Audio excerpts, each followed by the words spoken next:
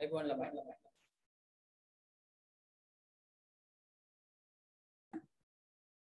පුතේ කට්ටියට ඇහෙනව නේද මාව?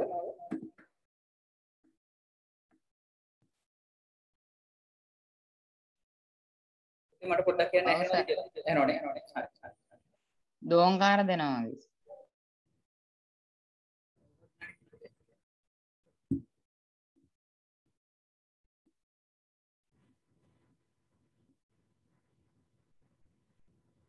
හරි. පුතේ දැන් බලන්න. දැන් හරි නේද? එහෙම ඉන්නේ ඇහෙන්නේ.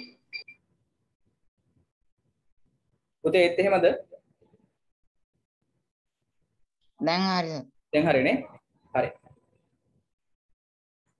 දැන් අර ගිය සතියෙන් ඉවර කරා පරණ පාඩම් ගැන කතා කරන ඒවා අද අපි මෙන්න මේ ටියුට් එක පටන් ගන්නවලු ටියුට් එක අපේ 8 වසරේ පළවෙනි පාඩමේ ඉඳන් පුතේ පාඩම් ටික පටන් ගන්න යන්නේ. හරිද? මෙන්න මේක තමයි අපේ ටියුට් එක. පුතේ මේ ටියුට් එක ගන්න පුළුවන් පබාර එකේ ගෲප් ක්ලාස් සෙන්ටර් එක තියෙන තැන. කොස්නාතොට පන්සල තියෙන්නේ.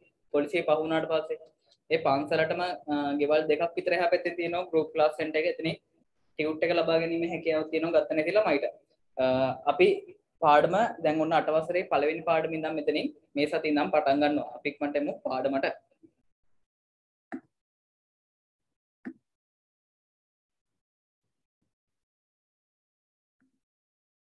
හරි.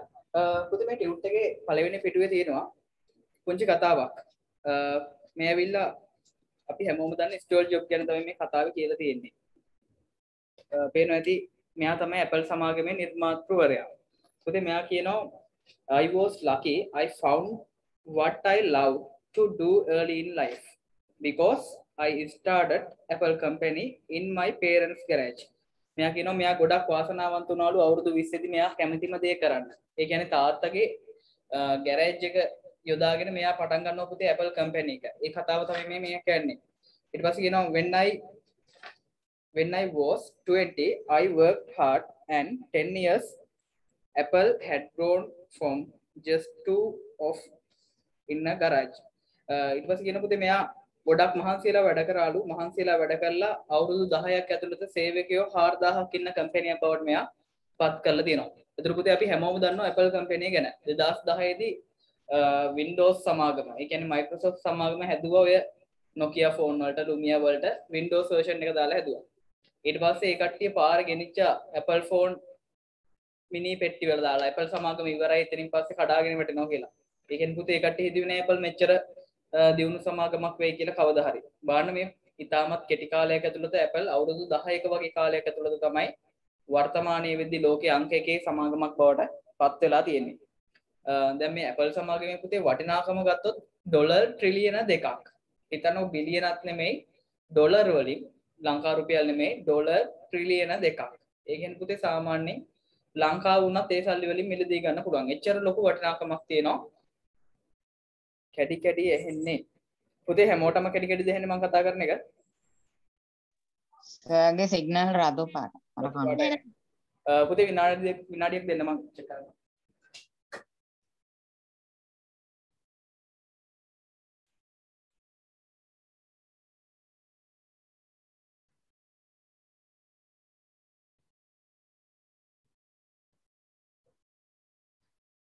වෙනස් වුණාද?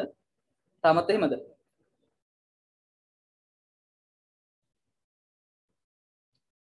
පුතේ දැන් හරිද?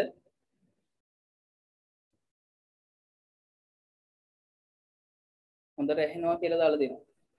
සමහරක් වෙලාවට පුතේ දෙපැත්තෙන්ම සිග්නල් ප්‍රශ්න වෙන්න පුළුවන්. ඔයාගේ පැත්තෙනුත් වෙන්න පුළුවන්, මගේ පැත්තෙනුත් වෙන්න පුළුවන්. මේ දවස්වල දැන් කාලගුණයත් එක හේතුවක්. අනිත් එක ගොඩක් කට්ටිය ගෙවල් වල ඉන්නේ. ඒතකොට යූසේජ් එක වැඩි.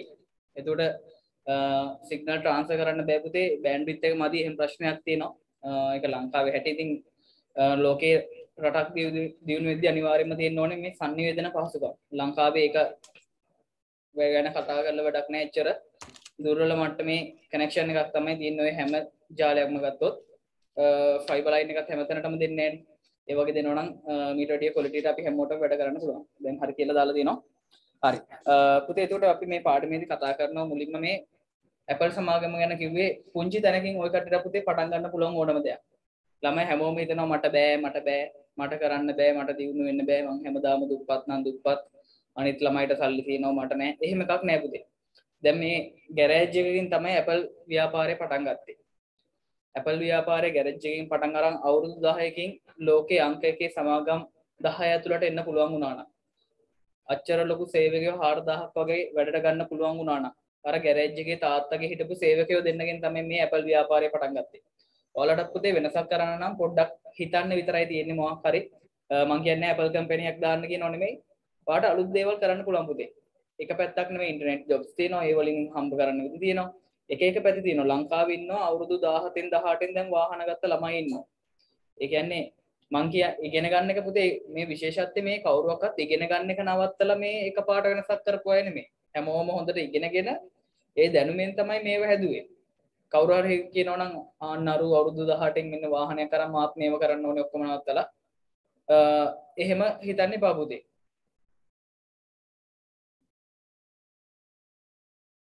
චූටි වීඩියෝ එකක් තියෙනවා පුතේ අපි ඒක බලමු Apple සමාගම ගැන.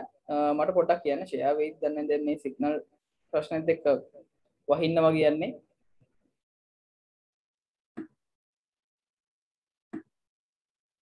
ළමයි මේ බ්ලැක් ස්ක්‍රීන් එකක් ෂෙයා වෙලා තියෙන එක කටේට. ඔව් සර්. ඔව්. හරි. මම ප්ලේ කරන්නම් බලන්න පොඩ්ඩක් මට කියන්න ඔය කටේට ප්ලේ වෙනවද කියලා. 1996 දී ආපු ඉන්ඩිපෙන්ඩන්ස් ඩේ චිත්‍රපටය සහ 2016 දී ආපු ඒ දෙවැනි කොටස. හරි. පුතේ ප්ලේ වෙනවද? තමයි කටේට ප්ලේ වෙනවද වීඩියෝ එක? ඔව් සර්. උනේ. හරි. පුතේ මේ Apple සමාගම ගැන සම්පූර්ණ විස්තරයක් කියන හොඳට අහගන්න. කොච්චර වටිනා සමාගමක්ද කොච්චර මිනිස්සු ගැන හිතලා තියෙනවද කොච්චර දේවල් කරලා තියෙනවද කියලා මේ Apple සමාගමේ මව් ශාඛාව ගැන තමයි මේ වීඩියෝ එක කරන්නේ. ඒක හදන්න කොච්චර වේදමක් ගියාද බලන්න ලස්සනම ගොඩනැගිල්ලක් ලෝක තියෙන අපි ඒක බලලිමු. ඔබත් බැලුවද? එහෙමනම් මේ චිත්‍රපටවල එන දැවැන්ත තැටි වගේ අභ්‍යවකාශයන්ත් ඔබට හොඳට මතක ඇති. කිලෝමීටර් ගණනාවක් පළල මේවායේ හෙවණැල්ලෙන් ඇමරිකාවේ දවල මන්දිරය බ්‍රිතාන්‍ය පාර්ලිමේන්තුව පැරිසිය අයිෆල් කුළුණ ඇතුළු සුවිශේෂී ස්ථාන වැසී යන විදිය බොහෝ දෙනෙක්ට හරිම භයංකාර අත්දැකීමක් වුණා. හැබැයි එක්තරා දැවැන්ත සමාගමක් මේට පිටසක්වල අභ්‍යවකාශ යානයකට සමාන ගොඩනැගිල්ලක් හදන්න සමත් වෙලා තියෙන. කොහොම වුණත් ඔවුන් මේ නම් කරලා තියෙන්නේ ස්පේස් ෂිප් එහෙම නැත්නම් අභ්‍යවකාශ යානාව කියලායි. ඇමරිකාවේ කැලිෆෝනියා ප්‍රාන්තයේ තිබෙන කූපටීනෝ කියන ප්‍රදේශයේ පිහිටා තිබෙන විශාල ඉඩමක තමයි මේ හදලා තියෙන්නේ. ඒ ඉඩම මිලදී ගන්න පමණක් ඔවුන් වැය කරපු මුදල ඩොලර් මිලියන 160ක් එවත් රුපියල් කෝටි 300කට අධිකයි.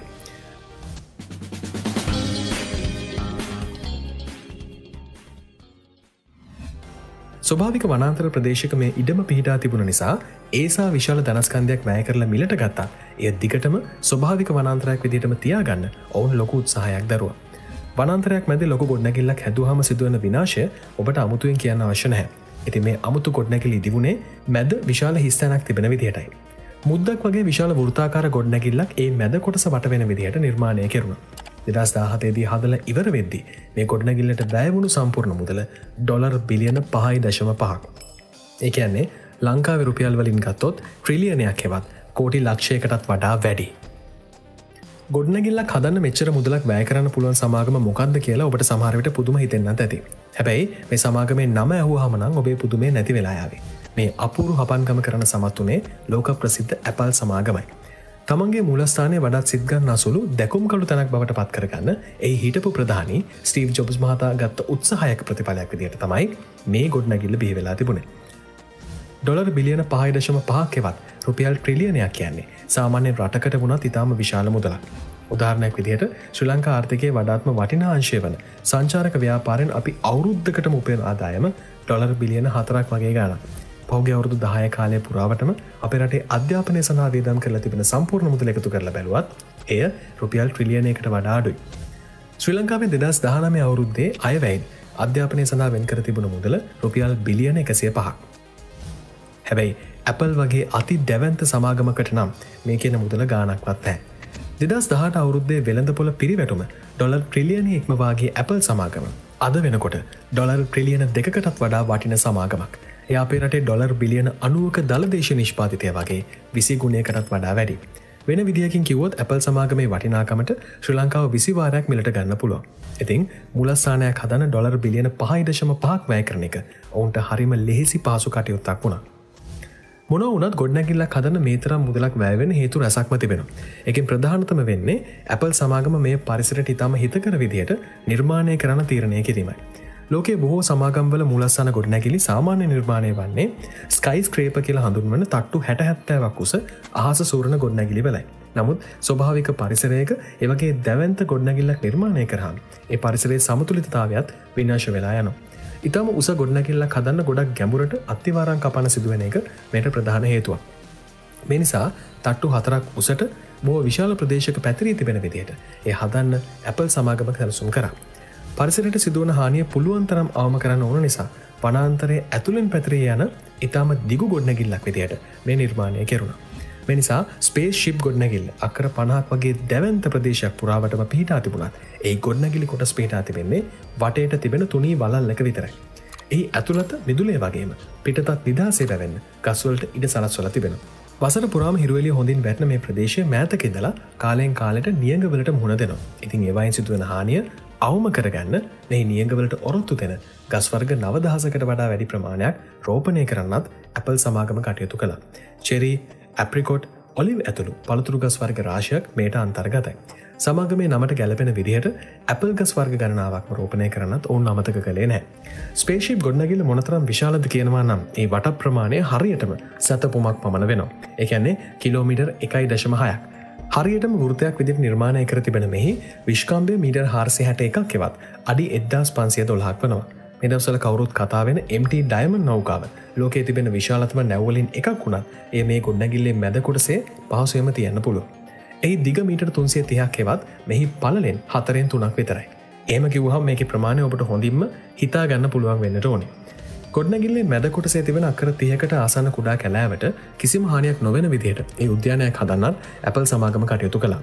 යනුව එහි ඇවිදින්න සහ බයිසිකල් පදින්න පුළුවන් මම්පෙත් කිලෝමීටර් 3.2ක ප්‍රමාණයක් සකස් කර තිබෙනවා. දැවැන්ත ස්වභාවික පොකුණක්ද එහි අන්තර්ගතයි. කුරුළු වර්ග, කුඩා ශීරපායි සතුන්, කෘමි වර්ග, උභයජීවීන් ඇතුළු සත්ව වර්ග රැසක් මේ කුඩා කැලෑව ඇතුලේ බොහොම අපූර්වට ජීවත් වෙනවා. Apple සමාගමේ මූලස්ථානය නිසා මේ සේවය කරන පිරිස 12000කට අධිකයි. ඒ වගේ දැවැන්ත පිරිසකට වාහන නවත්වන්න තදබදේ කාලය නාස්ති නොකර එන්න යන්න නම් සාමාන්‍ය විශාල මාර්ග පද්ධතියක් අවශ්‍යයි. නමුත් ස්වභාවික පරිසරයට දැවැන්ත මාර්ගවලින් හානියක් නොවෙන්න Apple සමාගම ඒවා සියල්ලම පොළොව යට නිර්මාණය කරන කටයුතු කළා. මේ ගොඩනැගිල්ලට බොහෝ ඈතින් තිබෙන උමං දොරටුවකින් ඒට පිවිසෙන්න පුළුවන්. මේ විතරක් නෙවෙයි. හැකි උපරිමයෙන්ම පරිසර හිතකාමී වෙන විදිහට තමයි මේ ස්පේස් ෂිප් ගොඩනැගිල්ල නිර්මාණය කරලා තියෙන්නේ. ඒ වහලේ සම්පූර්ණයම වගේ ඉහළම ක්ෂමතාවයක් තිබෙන සූර්ය පනේල වලින් ආවරණය කරලා තියෙනවා. හොඳින් හිරුවෙලිය තිබෙන වෙලාවට ඒවායෙන් නිපදවන විදුලි ප්‍රමාණය මෙගාවොට් 17ක් පමණ වෙනවා. ලෝකයේ තනි ගොඩනැගිල්ලක තිබෙන විශාලතම සූර්ය පනේල වහලයක් විදිහටත් මෙය සලකනවා. ස්පේස්ෂිප් ගොඩනැගිල්ල නිර්මාණය කරද්දීම ඒ හැකිතරම් විදුලි භාවිතය අතින් කාර්යක්ෂම වෙන නිර්මාණය කරන්නත් මේ Apple සමාගම විශාල උත්සාහයක් දැරුවා. දැන් හරිම සුලභ වුණත් මේ ඉදිකරමින් තිබුණු 2015 වගේ කාලයේ LED බුබුලු මිල අධික බව ඔබට මතක ඇති. නමුත් විශාල අමතර මුදලක් වියදම් කරලා මුළු ගොඩනැගිල්ලටම LED විදුලි බුබුලු විතරක් සවි කරන්න Apple සමාගම කටයුතු කළා. ඒ වගේම තමයි ගොඩනැගිල්ල ඊටම තුනී වලල්ලක් වගේ නිසාත් එහි පැතිබිත්ති සියල්ලම වගේ වීදුරු වලින් විතරක් ආවරණය කරලා තිබෙන නිසා දවසේ උපරිම කාලයක් හිරුවෙලියෙන් ප්‍රයෝජන ගන්නත් ඕන්ට පුළුවන්. ස්පේස්ෂිප් ගොඩනැගිල්ල වටේට අඩි 45ක් උස කවාකාර විදිහට සකස් කරපු දැවැන්ත වීදුරු පැනල් 800ක් යොදාගෙන තියෙනවා. මීට අමතරව ඇතුළත ඉඩකඩ වෙන් කරන්න සහ කුඩා ඉඩකඩවලට තවත් විශාල විදුලි පැනල් 3000ක් විතර භාවිත වෙනවා. ඉතින් දහවල් කාලේ ඔවුන්ට විදුලි ආලෝකය කිසිසේත්ම අවශ්‍ය වන්නේ නැහැ. උණුසුම් ප්‍රදේශක පිහිටා තිබෙන මේ වගේ විශාල ගොඩනැගිල්ලකට සාපේක්ෂව ස්පේස්ෂිප් එකේ වායු සමීකරණයට අවශ්‍ය වෙන්නේ ඊටම අඩු විදුලි ප්‍රමාණයක්. ස්වභාවික සුළං වලට නිදහසේ එහා මෙහා හමාගෙන යන පුළුවන් විදියට හැම තට්ටුවකම වාකවුළු සකස් කරලා තියෙනවා. අවුරුද්දේ මාස 9ක් පුරාවටම මේ නිසා උන්ට AC දාන්නවත් අවශ්‍ය වෙන්නේ නැහැ. ස්පේස්ෂිප් ගොඩනැගිල්ල නිර්මාණය වුණේ විදුලි අවශ්‍යතාවයෙන් 75%කටත් වඩා ඒ සූර්ය පනේල වලින්ම සපයා ගන්න හැකියාව තිබෙන විදිහටයි. රාත්‍රී කාලයේ භාවිතයට ගන්න ෆූල් සෙල් තාක්ෂණයෙන් ක්‍රියාත්මක වෙන ජෙනරේටර් ඔවුන් සතුව තිබෙනවා. සම්පූර්ණයෙන්ම ජෛව ඉන්ධන හෝ ස්වභාවික වායු යොදාගෙනයි මේවා ක්‍රියාත්මක වන්නේ. 2020 වෙද්දී ස්පේස්ෂිප් ගොඩනැගිල්ල 100%ක්ම පිරිසිදු බලශක්තියෙන් බල ගැන්වෙන තත්ත්වයට ගෙන ආපු බව Apple සමාගම ප්‍රකාශ කළා. ලෝකයේ තිබෙන දියුණුතම තාක්ෂණික සමාගමක් විදිහට Apple මූලස්ථානයේ තිබෙන පහසුකම් හරිම සුවිශේෂී. සියලුම වෘත්තිකයන්ට සුවපහසු කාර්යාලවලට අමතරව ඒ විශාල භෝජනාගාර 7ක්ම පිහිටා තිබෙනවා. වරකට 15000කට කෑම ලබා දෙන්න ඒවාට පුළුවන්. මේට අමතරව වර්ගඩි ලක්ෂයක් පුරා පැතිරුණු ෆිට්නස් සෙන්ටර් එකක්, වර්ගඩි ලක්ෂ 3කට අධික පර්යේෂණ මධ්‍යස්ථාන 2ක් සහ දැවැන්ත වෛද්‍ය ක්ලිනික් එකක් එහි අන්තර්ගතයි. මේවා සියල්ලම Apple උපාංග සැලසුම් කරන අයගේ අතින් සකස් වුණු අපූර්ව ගෘහ භාණ්ඩත් දැක ගන්න පුළුවන්. හැම තැනකම Apple සමාගමේ උපාංගවල ඩිසයින් එකේ තිබෙන අනන්‍යතාවය හොඳින්ම පේන්න තියෙනවා. හිටපු ප්‍රධානී ස්ටීව් ජොබ්ස්ගේ නමින් නම් කෙරුණු විශාල ශ්‍රවණාගාරය එහිදී තවත් සුවිශේෂී ස්ථානයක්. දහසක පිරිසකට පහසුවෙන් අසුන් ගන්න පුළුවන් මෙය ප්‍රමාණයෙන් අපේ රටේ තිබෙන විශාලතම සම්මන්ත්‍රණ ශාලාවක් වන නෙළුම් පොකුණ රංගහලටත් වඩා විශාලයි. ටොන් 80ක් බර කාබන් ෆයිබර් වහලක් එහි තිබෙනවා. අංශක 360කම වටපිටාව දිස්වන විදිහට තනි කරම වීදුරු පැනල් වලින් තමයි මේ ඉදි කර තිබෙන්නේ. ලෝකයේ විශාලතම කාබන් ෆයිබර් වහලය වගේම ලෝකයේ විශාලතම වීදුරු ගොඩනැගිල්ල විදිහටත් මේ වාර්තා පොත් අතරට එකතු වුණා. අඩි 42ක් උස ලෝකයේ විශාලතම වීදුරු විදුලි සෝපානයත් එහි පිහිටා තිබෙනවා. ඉතින් මේ තරම් වීදුරු ප්‍රමාණයක් යොදාගෙන හැදුවත් ඒවායේ ශක්තිමත් බව ගැන නම් කිසිම ගැටලුවක් නැහැ. කැලිෆෝනියාව කොහොමත් නිතරම භූමිකම්පාවලට මුහුණ දෙන ප්‍රදේශයක් නිසා ඒවට පහසුවෙන් ඔරොත්තු දෙන්න පුළුවන් විදිහට මේ නිර්මාණය කර තිබෙනවා. ගොඩනැගිල්ල නොකඩවා දිවෙන රවුමක් වුණත් ඒ දැවැන්ත වානේ තාඩු 692ක් යොදාගෙන විවිධ කොටස් රාශියකට වෙන් කරලා තියෙනවා.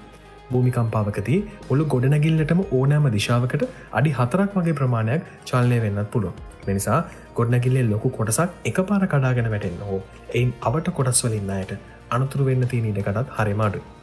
ඉතින් නමින් සහ පෙනුමෙන් වගේම නවීනත්වය අතිනුත් අභ්‍යවකාශ යානයකට සමාන ලෝකයේ අපූර්වතම රැකියා ස්ථානයක් විදිහට Apple මූලස්ථානය පිහිටි ස්පේස්ෂිප් ගොඩනැගිල්ල සලකන්න පුළුවන්. Apple සමාගම තමන්ගේ උපාංග සහ සේවා වලින් වගේම රැකියා ස්ථානයෙන් පවා ලෝකයට අපූර්ව ආදර්ශයක් සපයන්නේ අන්න ඒ විදිහටයි. තාමත් අපිව සබස්ක්‍රයිබ් කරන්න නැත්නම් දැන්ම අපිව සබස්ක්‍රයිබ් කරන්න. තවත් කෙනෙකුට පේන මේ වීඩියෝ එක ෂෙයා කරන්න.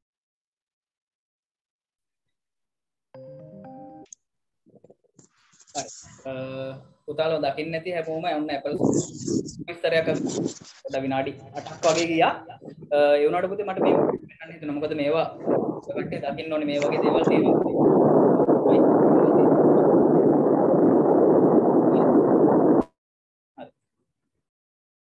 පුතේ මේවා මේ වගේ ලොකු නිර්මාණ ලෝකයේ ඇතුළේ බිහි වෙනවා. ඒ කියන්නේ මිනිස්සු චූටි තැන ඉඳන් කාලයක් තිස්සේ එකපාරට දිනු වෙන අවස්ථාවක් එනවා. ඒ කියන්නේ ඕනම කෙනෙක්ගේ එහෙමයි. මොකක් හරි වගේ ටර්නින් පොයින්ට් එකක් තියෙනවා ජීවිතේ. ඔයා එකපාරට වෙනස් වෙන තැනක් ඔයාගේ රැකියාව වෙන්න පුළුවන්, ඔයා හොයාගන්න දෙයක් වෙන්න පුළුවන්. ඒක හැම වෙලාවෙම මම කියන්නේ අනාගතය ගැන පුතේ ඔය කට්ටියට තේන්න ඕනේ, හොඳ අරමුණක් තියෙන්න ඕනේ. අරමුණක් නැතුව ගිහිල්ලා වැඩක් නැහැ. සමහරක් වෙලාවට අපි කියනවා ලොකු නාම ડોක්ටර් කෙනෙක් වෙන්න කැමතියි කියලා පොඩි කාලේ කියනවා. 8 වසරට යද්දි කියනවා නෑ මං ඒකේව කියනෝනේ. මොකක්ද සදීප? කළුවර ඇනිසර්වර්. පුතේ මොකක් හරි එන්න බෑ. නෑ සර් පේනවා. පේනව නේද? එයා හොඳට පේනවා. අඳුරුයි අන්න හරි සර්. හරි එහෙම දැම්මම පුතේ එළියට නැද්ද? එතකොට සර් සුදු පාට වැඩි. ඔව් ඒක තමයි. සර් පේනවා. ඔව් හරි. පුතේ කමන්නේ මාව කොහොම පේවුනත් කමන්නේ. මේ කැමරාවෙන් කොහොමද මාව නෙමෙයි පේන්නේ පුතේ. ඒක විකෘතියලා පේන්නේ මාව. මගේ කට මෙන්න මෙහෙ ඇදේ ගිහිල්ලා මම ඒකින්ද කැමරාව ගැන හිතන්නේ. බලමු ඉස්සරහට සාමාන්‍ය මේ පුතේ මේ වෙබ්කැම් එක අර වැඩක්ම නැති එකක් නෙමෙයි 11000 ගානක වෙබ්කැම් එකක් ඒ වුණාට වැඩක් නැහැ. ඒක අර වයිඩ් එක වදිනවා. වයිඩ් ඇන්ගල් එකක් වදින හින්දා විකෘතියලා පේන්නේ. මූණ වල එහෙම දැන් ළඟට වුණාම මේව ඇදලා පේන්නේ. මගේ කට ගොඩක් වෙලාවට ඇදේ ගිහිල්ලා පේන්නේ. ඒක හෙන අවුලක් මේ කැමරාවේ තියෙනවා. කමන්නේ ඒකින්ද ඒක ලොකුවට මම හිතන්නේ ඇත්තට එහෙම මූණේ ප්‍රශ්නයක් නැහැ. මේ කැමරාවෙන් පේන විදිය ඒක අර දෙපැත්තට අදිනවා. අර ඒකට එක පැත්තක් වැඩිපුර ඇදලා තියෙන වයිඩ් ඇන්ගල් එක හින්දා මගේ මූණේ එක කොටසක් වැඩිපුර ඇදලා පේනවා. ඒක ගණන් ගන්න එපා. කොහොම පෙවුනත් උගන්නන දේනේ වැදගත් වෙන්නේ. ඒකින්ද අපි ඉගෙන ගන්න දෙයට වැඩි අවධානය යොමු. මාව පේන විදිය වැඩි හිතන්න එපා. හරි. ඔන්න පුතේ අපි පළවෙනි පාඩමට යනවා. පළවෙනි පාඩමේ තියෙන පුතේ මිනිස්සුන් මේ මුලින්ම මම කතා කරන මේ දත්ත නිරූපණයට එන්න කලින් ඉස්සරම මිනිස්සු කොහොමද මේ ගණන් හැදුවේ? පුතේ කොහොමද ඉස්සර කාලේ මිනිස්සු ගණන් හදන්නේ නැත්තේ? මොන වගේ දේවල් වලින්ද? මාත් එක්ක කතා කරමු ළමයි, බය වෙන්න එපා. කතා කරගෙන අපි පාඩම කරමු. තමයි කතා කරන්න. බය නැතුව කතා කරන්න. ඉස්සර කොහොමද? ඇඟිලි වලින් ගණන් හදන්නේ නැති. ඉස්සරම ගල් කැට වලින් අන්න හරි ගල් කැට වලින් ඊට පස්සේ කෝඩු කෑලි තියලා ඊට පස්සේ පුතේ අපි ඔව් ඇද්දල තීරු කියලා වෙනම જાතියක් තියෙනවා. ඇද්දල ඉස්සර පුතේ ඉස්සර කාලේ ඇත්තු මැරෙනවනේ.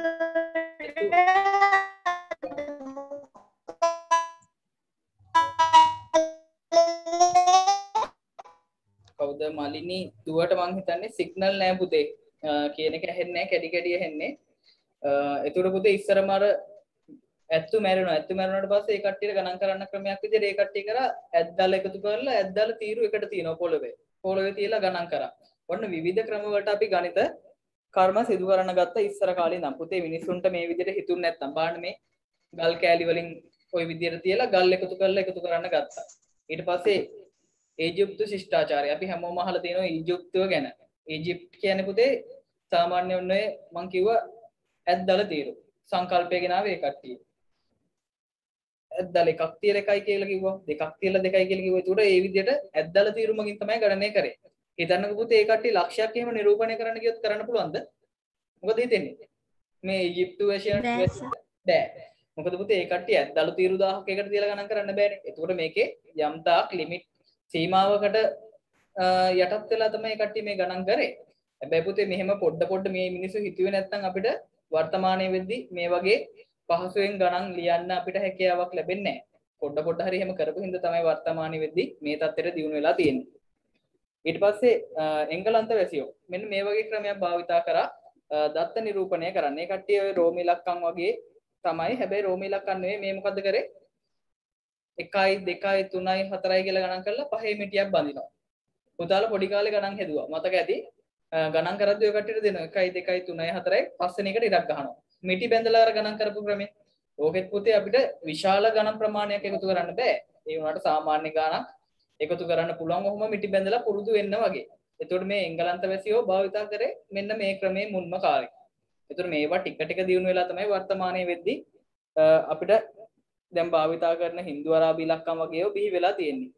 ග්‍රීක වැසියෝ පොත්තේ පොඩ්ඩක් දියුණු වුණා අර හිටපු අනිත් අයට වැඩිය. එංගලන්තේ රෝමේ ඒ කට්ටියට වැඩිය දියුණු ශිෂ්ටාචාරයක් තිබ්බා ග්‍රීක ශිෂ්ටාචාරය.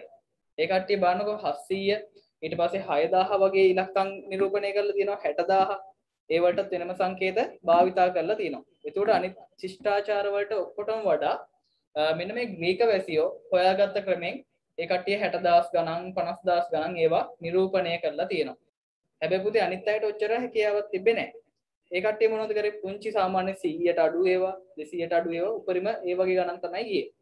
ඔන්න ග්‍රීක වැසියෝ අකුරු වලට අමතරව ත්‍රිකෝණ කෑලි x අකුර වගේ ඔය m අකුර වගේ ඒ වගේ සංකේත භාවිතා කරලා දිනවා සංඛ්‍යා නිරූපණය කරන්න. අපි හැමෝම දන්නවා රෝම ඉලක්කම්. රෝමානු වැසියන් විසින් තමයි පුතේ මේ රෝම ඉලක්කම් හැදුවේ. අපි සාමාන්‍යයෙන් අණු ඉලක්කම් දානගන්නේ. රෝම ඉලක්කම් 1 2 3 4 කියලා. ඒකෙත් පුතේ සාමාන්‍යයෙන් ලක්ෂ ගණන් නිරූපණය කරන්න අමාරුයි. 16 ඒවා වගේ යනකම් නිරූපණය කිරීමේ හැකියාවක් තියෙනවා. මොකද ඒක එන්න විශාල කරොත් එහෙම ලියන්න ඕන සංඛ්‍යා ගාන ගොඩක් වැඩි වෙන හින්දා ඒ කට්ටියගෙත් යම් තාක් දුරකට සීමාවක් තියෙනවා. ඒක සාමාන්‍යයෙන් අපි එදිනදා භාවිතය කරන හින්දු අරාබි ඉලක්කම් වගේ ගැළපීමක් නැහැ.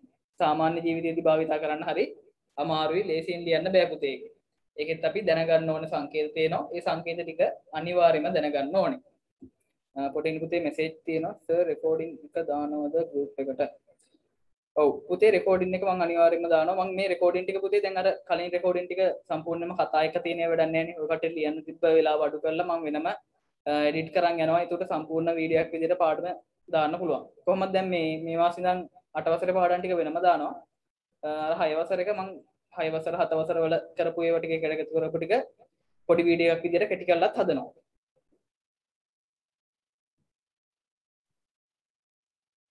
අදක දානවා පුතේ අනිවාර්යයෙන්ම දෙනවා. හරි. පුතේ මේ 6 ඉලක්කම පේනව නේද ඔය කට්ටියට? ඇයි මේකට 6 කියන්නේ? කාට හරි කියන්න පුළුවන්ද? 6 කියන්නේ මොකද්ද පුතේ? 6 කියන්නේ මොකද්ද? මට නිකන් උත්තරයක් දෙන්න. ඔව් කට්ටිය කල්පනා කරනවා ඇති දැන් ඔන්න ඔය වගේ. මොකද්ද මේ 6 කියන්නේ? නිකන් පුතේ හිතලා උත්තර දෙන්න කවුරු හරි 6 කියන්නේ මොකද්ද? මොකද හිතෙන්නේ? ඉලක්කම. ඔව්. පුතේ මේ 6 කියන්නේ දැන් ඔය 6 කියන එක හොයාගත්ත කවුරු හරි ඇතිනේ. ඒක හොයාගත්තේ කවුද කියලා නම් මට හරියට මතක නැහැ. දැන් ඔය විදියට හොයාගත්තේ 6 කියලා අපි ලියනවා 6 ඉලක්කම. මේක 6යි කියලා කවුරු හරි අපේ මුතුන් මිත්තෙක් හොයාගන්න නැති මෙන්න මෙහෙම ලිව්වොත් අපි මේකට 6 කියමු කියලා. එතකොට පුතේ මෙන්න මේකකට කියන අපි සංකේතයක් කියලා. අපි සාමාන්‍යයෙන් දිනදා ජීවිතේදී අපි ගණන් කරන්නේ වලට භාවිතා කරන්නේ මොන පාදේ සංඛ්‍යා කියලාද කියන්නේ? ගණන් වලට කියලා දෙනවා. මොන පාදේවද භාවිතා කරන්නේ අපි? 10 පාදේ. හරි 10 පාදේ. එතකොට පුතේ 10 පාදේ සංඛ්‍යා වලට අපි සංකේත 10ක් පාවිච්චි කරනවා. එතකොට ඒ සංකේත 10 තමයි අපි බිංදුව 1 2 3 4 5 6 7 8 9 කියලා කියන්නේ. එතකොට මෙන්න මේ සංකේත 10 යොදාගෙනනේ අපි ඕනම ලෝකේ ඕනම සංඛ්‍යාවක් නිරූපණය කරන්නේ. එතකොට මෙන්න මේ අපි මේ වගේ එකකට කියන අපි සංකේතයක් කියලා. ඒ සංකේතයට කවුරු හරි මුතුන් මිත්තෙක් හරි කවුරු හරි කෙනෙක් බෝල 6ක් හරි මොනවා හරි අඹ ගෙඩි 6ක් හරි දැකලා යා කියනවා මෙන්න මේ 6යි කියන එක අපි පෙන්නන්න අපි කියමු මේකට 6 කියලා. මම ඒක මේ විදිහට ලියනවා. ඔන්න ඔහම තමයි පුතේ ඔවා බිහි වෙලා තියෙන්නේ. ඒ කියන්නේ කවුරු හරි හිතපු සංකල්පයක් තමයි මේ තියෙන්නේ. පුතේ HTML ගැන වීඩියෝ එකක් YouTube එකේ දාන්න දෙයක් නැහැ. කොහොමත් අපි පාඩම කරනවා. HTML පාඩම කටින් අනිවාර්යයෙන්ම කරනවා. HTML කරනවා මේ පන්ති. කටට තියෙන පාඩමක් තමයි HTML. අනිවාර්යයෙන්ම මම කියලා දෙනවා. හරි. පුතේ ටියුට් එක ගත්තේ නැති ළමයි ඉන්නවා ඇති. ගත්ත අයත් ඉන්නවා ඇති. පුතේ අපි ඔන්න පළවෙනි පිටුව. මම ටියුට් එක ෂෙයා කරන්න. හරි මම ටියුට් එක ෂෙයා කරොත් ඒකට ප්‍රසන්ටේෂන් එක පේන්නේ. පුතේ අපි පළවෙනි පිටුවේ ඉඳන් මම කියන්නම් මාතෘකාව දැනට ටියුට් නැති අය පොතේ ලියමු. ටියුට් එක ගන්න පුළුවන් පුතේ අර මම කියන තැන ගොඩක් අය දන්නේ නැහැ ළමයි කෝල් කරලා එහෙමත් ඇහුවා මගේ. පුතේ අපේ ටියුට් ගන්න තියෙන්නේ පබාර එකේ මම තියෙන තැන පොඩ්ඩක් ඔය කටට ඇදලා පැහැදිලි කරන්න නැත්නම් ළමයි දන්නේ නැහැ පබාර එක ටවුන් එකේ විතරයි තියෙනවා කියලා දන්නේ. පුතේ මේ පැත්ත රත්නපුර පුතේ මේ පැත්ත රත්නපුර මේ පැත්ත ඇඹිලිපිටිය කියලා හිතන්න. ඔය රත්නපුර ඉඳන් ඇඹිලිපිටිය පැත්තට යද්දි පබාර එක හම්බ වෙනවනේ මෙතන. මෙතන පබාර එක. ටවුන් එකේ තියෙන. එහා පැත්තේ BOC එක එහෙම තියෙන. එතකොට පුතේ ඔයා යන හොස්පිටල් එකේ එහෙම හම්බ වෙනවා මෙතන. මෙතන හොස්පිටල් එක. ඊට පස්සේ මේ හරිය තියෙනවා කොස්නාතොට පන්සල. කොස්නාතොට පන්සල තියෙනවා. ඒක ඉවරනාට පස්සේ පුතේ තව රෙස්ටෝරන්ට් එකක් වගේ පොඩි ගෙස්ට් හවුස් එකක් තියෙනවා මෙතන තට්ටු දෙකේ. ඒකට එහා පැත්තේ තියෙන්නේ අපේ පබාර එක. මෙතන තමයි ගෲප් ක්ලාස් සෙන්ටර් එක තියෙන්නේ. අර පන්සල පහ වුණාට පස්සේ ගෙවල් තුනකට වගේ එහා පැත්තේ තට්ටු දෙකේ තව බිල්ඩින් එකක් තියෙනවා. එතන පාරේ දැක්කම පේනවා පුතේ එක. තට්ටු දෙකේ බිල්ඩින් එකක් තියෙන තුනේ එකක් තියෙන්නේ. එතන ගහලා දිනවා පබාරා ගෲප් ක්ලාස් සෙන්ටර් කියලා ලොකු බෝඩ් එකකුත් ගහලා දිනවා. මෙන්න මෙතනින් තමයි ටියුට් ගන්න තියෙන්නේ. හරිද? ටවුන් එකේ දෙනින් ගන්න බෑ. ටියුට් එක ගන්න පුතේ ගෲප් ක්ලාස් සෙන්ටර් එකට වඩා යන්න වෙනවා ටියුට් එක ගන්න ඕන.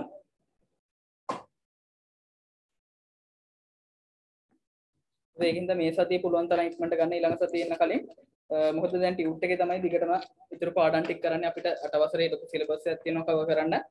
ඔන්න දැන් අපේ 9 වෙනි මාස තමයි මේ පළවෙනි පාඩම කරන්න ගත්තේ. ඒතර තේරෙනවා අපිට කරන්න තියෙන පොඩ්ඩක් වේගයෙන් කරන්න වෙනවා.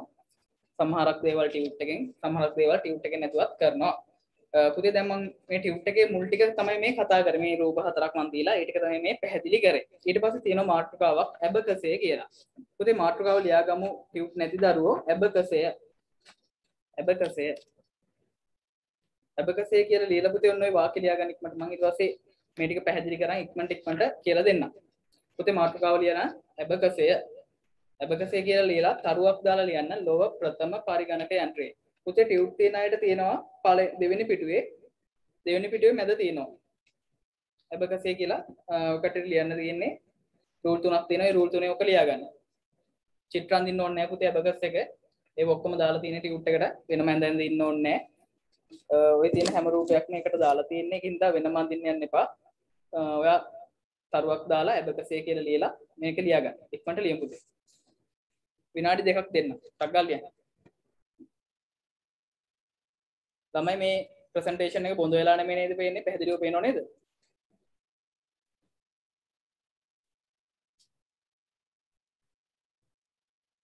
පුතේ ප්‍රසන්ටේෂන් එක පැහැදිලිව පේනවද? බොඳ වෙලාද පේන්නේ? සර් හොඳට පේනවා සර්. පේනවා. හරි. ඉක්මනට ලියමු පුතේ.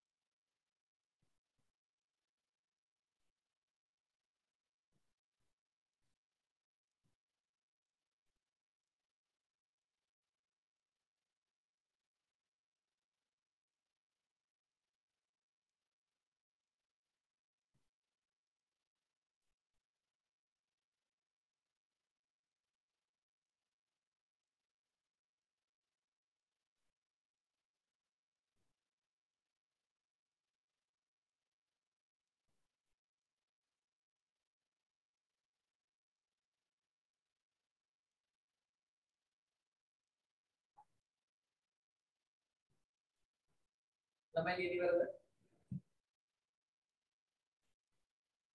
නෑ සර්. ලියනවා. හරි. ඉක්මනට ලියන්න පුතේ තව ලියන්න. ඉවරයි සර්. ලියලා ඉවරයි. පුතේ චුට්ටක් වේගෙන් ලියමු අපි ලියද්දි. එතකොට අපිට ඉක්මනට පාඩම් ටික ඉවර කරගන්න පුළුවන්.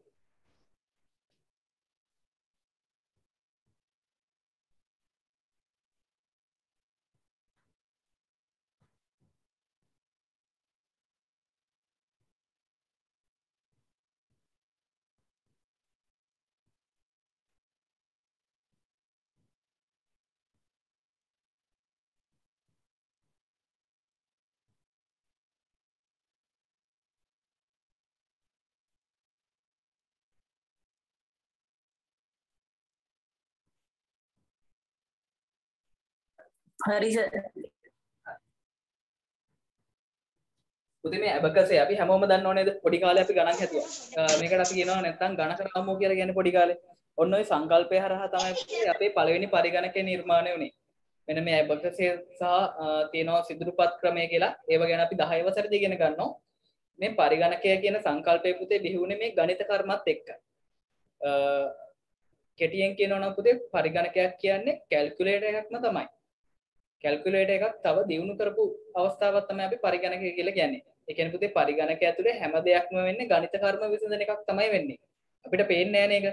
ඒ වුණාට පරිගණකය ඇතුලේ සම්පූර්ණයෙන්ම කොයි වෙලාවෙත් එන්නේ ගණිත කර්ම සහ ලොජික් තර්ක විසඳනවා ගණන් විසඳනවා. ඔන්න ඔහොම තමයි පරිගණකයක් වැඩ කරන්නේ.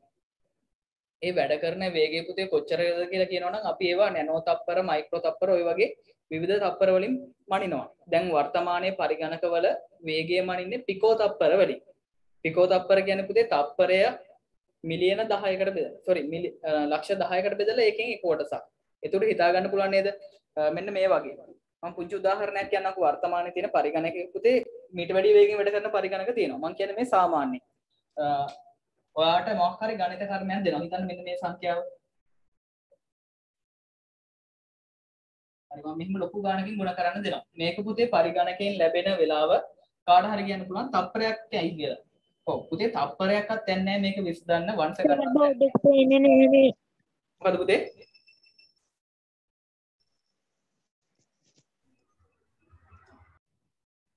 පුතේ පේන්නේ නැද කියලාද කිව්වේ?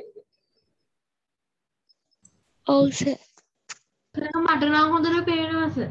ඔව් පුතේ දැන් මගෙත් මේ මම බැලුවේ කැම් එකේ මොකක් හරි ප්‍රශ්නයක් කියලා. මෙහෙටත් පේනවා මගේ පැත්තෙනුත් පේනවා හොඳට. පුතේ ඔයාලට සිග්නල් අඩු පේනවා සර්. පේනව නේද? ඔව්. ඒතර පුතේ මේක විසඳන්න තප්පරයක්වත් යන්නේ වංශ ගණනවත් යන්නේ. ඒ යන ප්‍රමාණය කොච්චරද කියලා ඇහුවොත් මේක බෙදෙනවා ලක්ෂ 10කට. මෙතන ලක්ෂයයි. ලක්ෂ 10කට බෙදලා ලක්ෂ 10න් එක කොටසක්. හිතා ගන්න පුළුවන් වේගෙ මේ ගණිත කර්මයේ උත්තරය ලැබෙන්නේ යන්නේ තප්පරය ලක්ෂ 10කට බෙදලා ලක්ෂ 10න් එක කොටසක්. එච්චර වේගෙන් වැඩ කරන පරිගණක පුතේ වර්තමානයේ වෙද්දි තියෙනවා. ඒතර අර අපිට හිතන්නවත් එකෙන් ටයිප් කරලා එන්ටර් ගහන්න විතරයි තියෙන්නේ. එන්ටර් බටන් එකේ බෙද්දි උත්තරය ලැබිලා ඉවරයි. ඒ කියන්නේ ඔයාලට තප්පරයක් කිව්වට තප්පරයක් යන්නේ නැහැ පුතේ එතන යන්නේ. තප්පරේ සාමාන්‍යයෙන් ලක්ෂයකට හරි ලක්ෂ 10කට හරි බෙදලා එකෙන් එක කොටසක් එක පංගුවක් තමයි වේගය. ඒවට අපි කියනවා පිකෝ තප්පර, නැනෝ තප්පර, එහෙම තප්පර වර්ග තියෙනවා. ඒ කියන්නේ තප්පරේ බෙදෙන අංශු ගාන අනුව තමයි අපි නම කියලා කියන්නේ. ඒතර පේනවා ඇති පුතාලට වර්තමානයේ පරිගණකවල ගුණ කිරීමේ වේගය කොච්චර හැකියාවක් තියෙනවද කියලා. ඒකයි මම කිව්වේ මේ පරිගණකයක් කියන්නේ පුතේ කැල්කියුලේටර් එකක් වැඩි දියුණු කරපු අවස්ථාවක්. මේකේ ඇතුළත් වෙන්නේ ගණිත කර්ම විසඳන එක තමයි.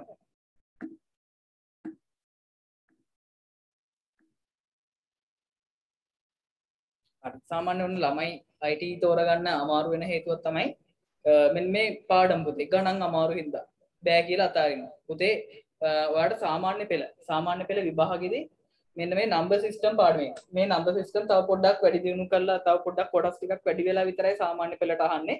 ඔන්න ඒ දේවල් ඔය කට්ටිය දැන් 8 වසරෙත් ඉගෙන ගන්නවා. මේක ගණන් පාඩමකටත් ඉගෙන ගන්නවා. පුතාලා 2 පාදේ සංඛ්‍යා 8 පාදයට හරවලා නැතුව එත්තාම. ඒ වුණාට අපි මේක ඉගෙන ගන්නේ පුංචි රටා දෙකක්. 2 පාදේ සංඛ්‍යා 10 පාදයට 10 පාදේ සංඛ්‍යා 2 පාදයට කියන ආකාර දෙක විතරයි අපි මෙතනදී ඉගෙන ගන්නෙ. හැබැයි පුතේ 10 වසරේදී තව රටා 10ක් ඉගෙන ගන්නවා. ඔන්න ඔය ටික බෑ කියලා ළමයි IT තෝරගන්නේ අම්මෝ අමාරුයි කියලා. එහෙම එකක් නෑ පුතේ. ඒවා හරි ලේසි විදිහට හදන්න පුළුවන්. ඒවා හදන්න විශේෂ ක්‍රම තියෙනවා. වොක් දිහා බලාගෙන අපිට හදන්න පුළුවන්. මම ඒව ඔක්කොම කියලා දෙනවා. දැම්ම කියලා දීලා වැඩක් නෑ. 10 වසරේ අවශ්‍ය දැනුම ඒ කාලෙට දෙනවා. ඒ කියන්නේ පුතේ IT මේ ගණන් පාඩමක් හින්දා අමාරුයි කියලා අතාරින්න එපා. මොකද ඔයාලට අනාගතයේදී රැකියාවක් හොයන්න යද්දී අනිවාර්යයෙන්ම IT කියන විෂය නැතුවම බැරි වෙනවා. තාම 8 වසරේ ළමයිනේ ඔය කට්ටිය දැන් කොහෙටවත් නැති වයසක ඉන්නේ. ඒකයි දැන් මේ IT පන්ති වල දැන් අනිත් පන්ති වලට සාපේක්ෂව ළමයි ගොඩක් අඩු වෙන්නේ 8 වසරේදී. හැමෝගෙම එහෙම තමයි. ඕනම පන්තියක 8 වසරේ ළමයි අඩුයි. මොකද පුතේ ඔය කට්ටියට කිසි උවමනාවක් නැහැ මේ වයසේ වෙද්දී. ඒතර සාමාන්‍ය පෙළත් නැහැ, ශිෂ්‍යත්වෙත් නැහැ. මේ මානසිකත්ව දෙකම නෙමෙයි ඉන්නේ ඔය කට්ටිය දැන් මැද වයසක ඉන්නේ. 9 වසරේ අග වෙද්දී තමයි පොඩ්ඩක් හිතෙන්නේ මම මොකක් හරි IT කරන්න ඕනේ, විෂයක් තෝරගන්න ඕනේ. ඒතර තමයි පන්ති හොයන්නේ. දැන් පුතාලා මෙතන ඉන්න කිහිප දෙනා හරි අරන් තියෙන හොඳ තීරණයක් පන්ති පැමිණෙන්න. මොකද පුතේ 10 වසරේ 11 වසරේ පාඩම් හැදිලා තියෙන්නේ ළමයි ගොඩක් අය දන්නේ නැහැ. පුතේ අපි 6 ඉඳන් ඉගෙන ගන්න පාඩම් තමයි 10 11 දී තියෙන්නේ. ඔන්න දැන් ඔය කට්ටියට ලොකු chance එකක් තියෙනවා පුතේ ඉස්සරහට syllabus එක change වෙනවා. ඒකට මේ ඔය කට්ටිය මේ 6 8 දී 9 දී ඉගෙන ගන්න තියෙන අලුත් තොරතුරු ඒවා 10 11 පොත් වලටත් එනවා. දැන් ඔය කට්ටියගේ අයියලා අක්කලා පුතේ O level වලට IT කරන්නේ පළවෙනි පාරට. ඒ කියන්නේ ඒ කට්ටිය 6 7 8 9 ඉගෙනගෙන නැහැ සමහරක් අය. එකපාර 10 දී තමයි IT ඉගෙන ගන්න ගන්නේ. ඒතර බෑ පුතේ ඇත්තටම. සමහරක් අයට අමාරු වෙනවා. ඒ කියන්නේ පොඩ්ඩක් ඉගෙන ගන්න කම්මැලි කෙනෙක් නම් වැඩි පොත්පත් බලන්න නැති කෙනෙක් නම් එයාට පොඩ්ඩක් විෂය ගොඩ දාගන්න අමාරු වෙනවා. මොකද අර මුල් ටික නැති ප්‍රශ්නේ එනවා. ඒ කියන්නේ ඔයා අනිවාර්යයෙන්ම 10 වසරේ IT තෝරගන්න වෙනවා නම් මගේ පන්ති හරි වෙනස කෙනෙක්ගේ හරි පන්තියකට යන්න පුතේ. ඒ කියන්නේ එකපාර ඔයා ගිහිල්ලා ඉපදිච්ච ගමන් කතා කරන්න බෑනේ. අන්න ඒ වගේ ප්‍රශ්නයක් තියෙනවා මේ IT කියන විෂය. මේ හැම පාඩමක්ම එකට බද්ධ කරලා තියෙන්නේ. දැන් බලන්න අපි 8 වසරේ පුතේ ඉගෙන ගන්නවා 10 වසරේ මේ 3 වෙනි පාඩම. 10 වසරේ 3 වෙනි පාඩමේ මුල් ටික ඉගෙන ගන්නවා. ඒ කියන්නේ ගේ හදද්දි පදනම දාගන්නේ මෙතනින්. එකපාරට ඔයා ගේ හදන්න කලින් බිත්ති ටික බඳින්න බෑනේ ෆවුන්ඩේෂන් එක දාන්න නැතුව. ඒ කියන්නේ ඔයා ෆවුන්ඩේෂන් එක දාන් ඉන්න ඕනේ ගේ හදන්න නම්. ඒතුළු මේ පුංචි පන්ති වලින් කරන්නේ පුතේ ඔයාගේ පදනම ගොඩ නංවන එක. ඒක තේරුම් ගන්න ඕනේ ළමයි ගොඩක් අය තේරුම් ගන්නෑ. 10 වසරේදී IT කරන්න ඇවිල්ලා මාස 8ක් විතර IT කරලා එකපාරට අයින් වෙලා යනවා පුතේ විශේෂයෙන්. සාමාන්‍ය මේ අපි දකින්න අත්දැකීම් කියන්නේ 11 වසරේ වෙද්දි සෞඛ්‍ය කරන්න ගන්නවා. එහෙම මට්ටමකට වැටෙන්න එපා. ඒකින්ද පුතේ මුලින් ඉඳන් හරියට පාඩම් ටික අල්ලන් යන්න පිළිවෙලට අපි සියලු දේවල් කරනවා. ඔය කට්ටියට 6 7 පන්ති ගියා නෑ කියලා ප්‍රශ්නයක් වෙන්නේ නෑ. මොකද පුතේ මම පාඩමක් හදද්දි සාමාන්‍යයෙන් දැන් 6 7 තියෙන දෙයක් තියෙනවා නම් ඒකත් ඇඩ් කරලා තමයි පාඩම හදලා තියෙන්නේ. ඒකට ඔයාලට පුංචි පන්ති වල කරපු දැන් හිතන්නකො 8 වසර එකපාරට ෆෝල්ඩ් එකක තියෙනවා එක්ස්ටෙන්ෂන් එක ගැන. ඊට පස්සේ මේකේ එක්ස්ටෙන්ෂන් වර්ග ගැන කියනවා. ඒතර ඔයා දැනගන්න ඕනේ මුලින්ම කොහොමද ෆෝල්ඩ් එකක් හදන්නේ? ෆයිල් එකක් හදන්නේ කොහොමද? ඒතර පුතේ මේ 6 7 දී තමයි ඒව කියලා දෙන්නේ. ඒකට අපි මම පාඩමක් හදද්දි මේක කියලා දීලා තමයි 8 වසරේ කොටසට එන්නේ. එහෙම තමයි පාඩම් ටික මම ප්ලෑන් කරලා තියෙන්නේ. ඒකට ඔය කට්ටියට කිසිම අඩුපාඩුවක් එන්නේ නැහැ මුල් දේවල් දැනගත්තේ නැහැ කියලා. හරි. ඔන්න ඊට පස්සේ ප්‍රශ්නයක් අහනවා පරිගණකයක් කියන්නේ මොකක්ද කියලා. හරි. මම මේක කියලා දෙන්න තියෙන්නේ. පුතේ මොකද්ද පරිගණකයක් කියලා කියන්නේ? අපි සරල උත්තරයක් කියමු. මොකද්ද පරිගණකයක් කියන්නේ? කාටද කියන්න පුළුවන්?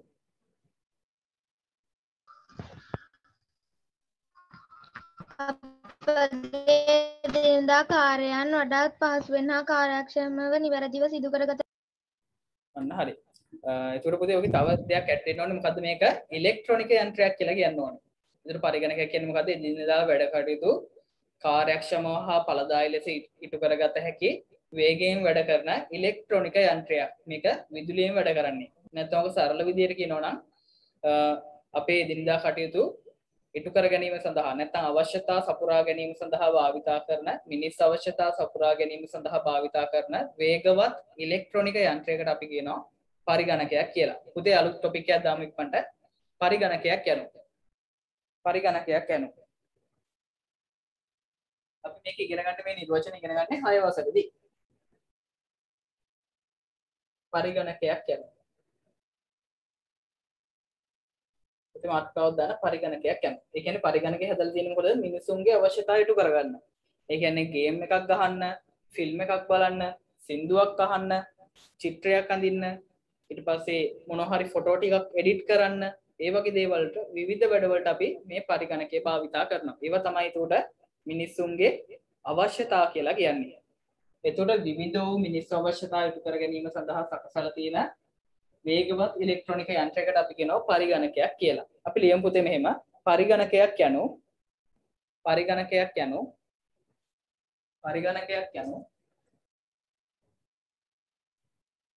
පරිගණකයක් කියන්නේ මානව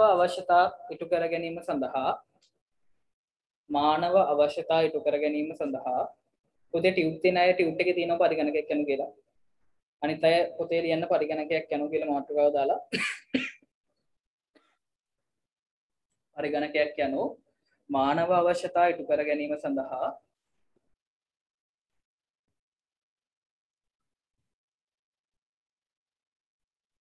සකසා ඇති මානව අවශ්‍යතා ඉටු කර ගැනීම සඳහා සකසා ඇති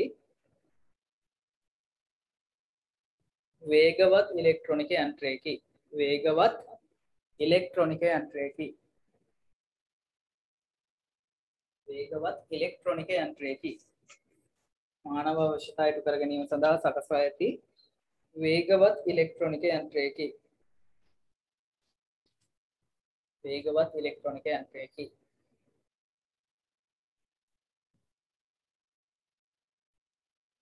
මානව අවශ්‍යතා ඉටු කර ගැනීම සඳහා සකසා ඇති වේගවත් ඉලෙක්ට්‍රොනික යන්ත්‍රයකි. ඒකටම ලියන්න පුතේ දත්ත තැන්පත් කිරීම දත්ත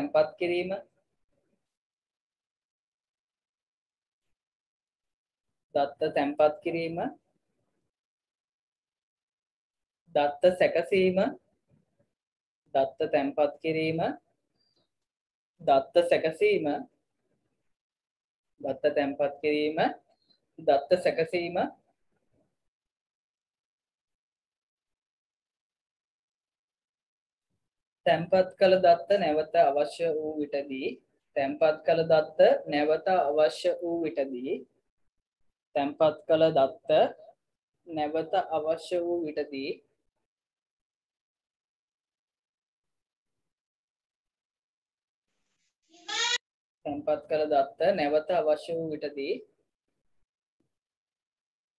තැන්පත් කළ දත්ත නැවත අවශ්‍ය වූ විටදී ලබා ගැනීමේ හැකියාව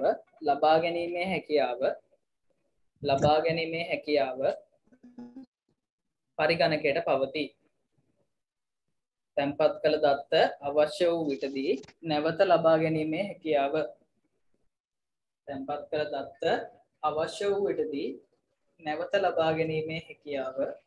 පරිගණකයට පවතී.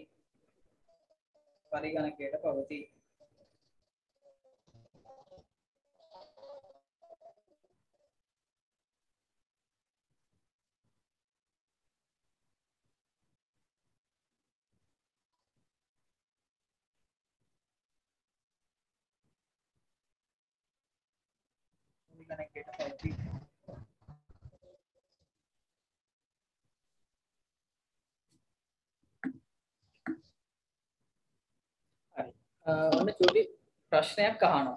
පරිගණකයක් කොහොමද sannivedanaya කරන්නේ? හරි. අපි පොඩ්ඩක් කතා කරමු. කොහොමද පුතේ පරිගණකයක් කතා කරනවා ඇත්තේ? පරිගණක මේ කරන වැඩ කොහොමද එයා තේරුම් ගන්නවා ඇත්තේ? මොකද මේ පරිගණකේ දන්න කතා කරන්න දන්න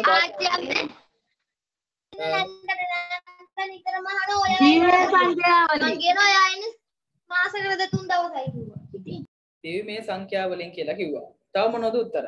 පරිගණකයට සිංහල පුළුවන්ද එතකොට? ඔන්න එක්කෙනෙක් කියනවා දිවිමය සංඛ්‍යා කියලා. දිවිමය සංඛ්‍යා.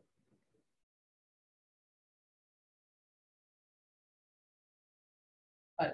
එතකොට පුතේ පරිගණකයට සිංහල පුළුවන්ද? මොකද හිතෙන්නේ? ඔන්න එක උත්තරයක් කියලා දෙනවා දිවිමය සංඛ්‍යා කියලා. තව උත්තර? තව මොනවද? වෙන උත්තර නැද්ද? හරි.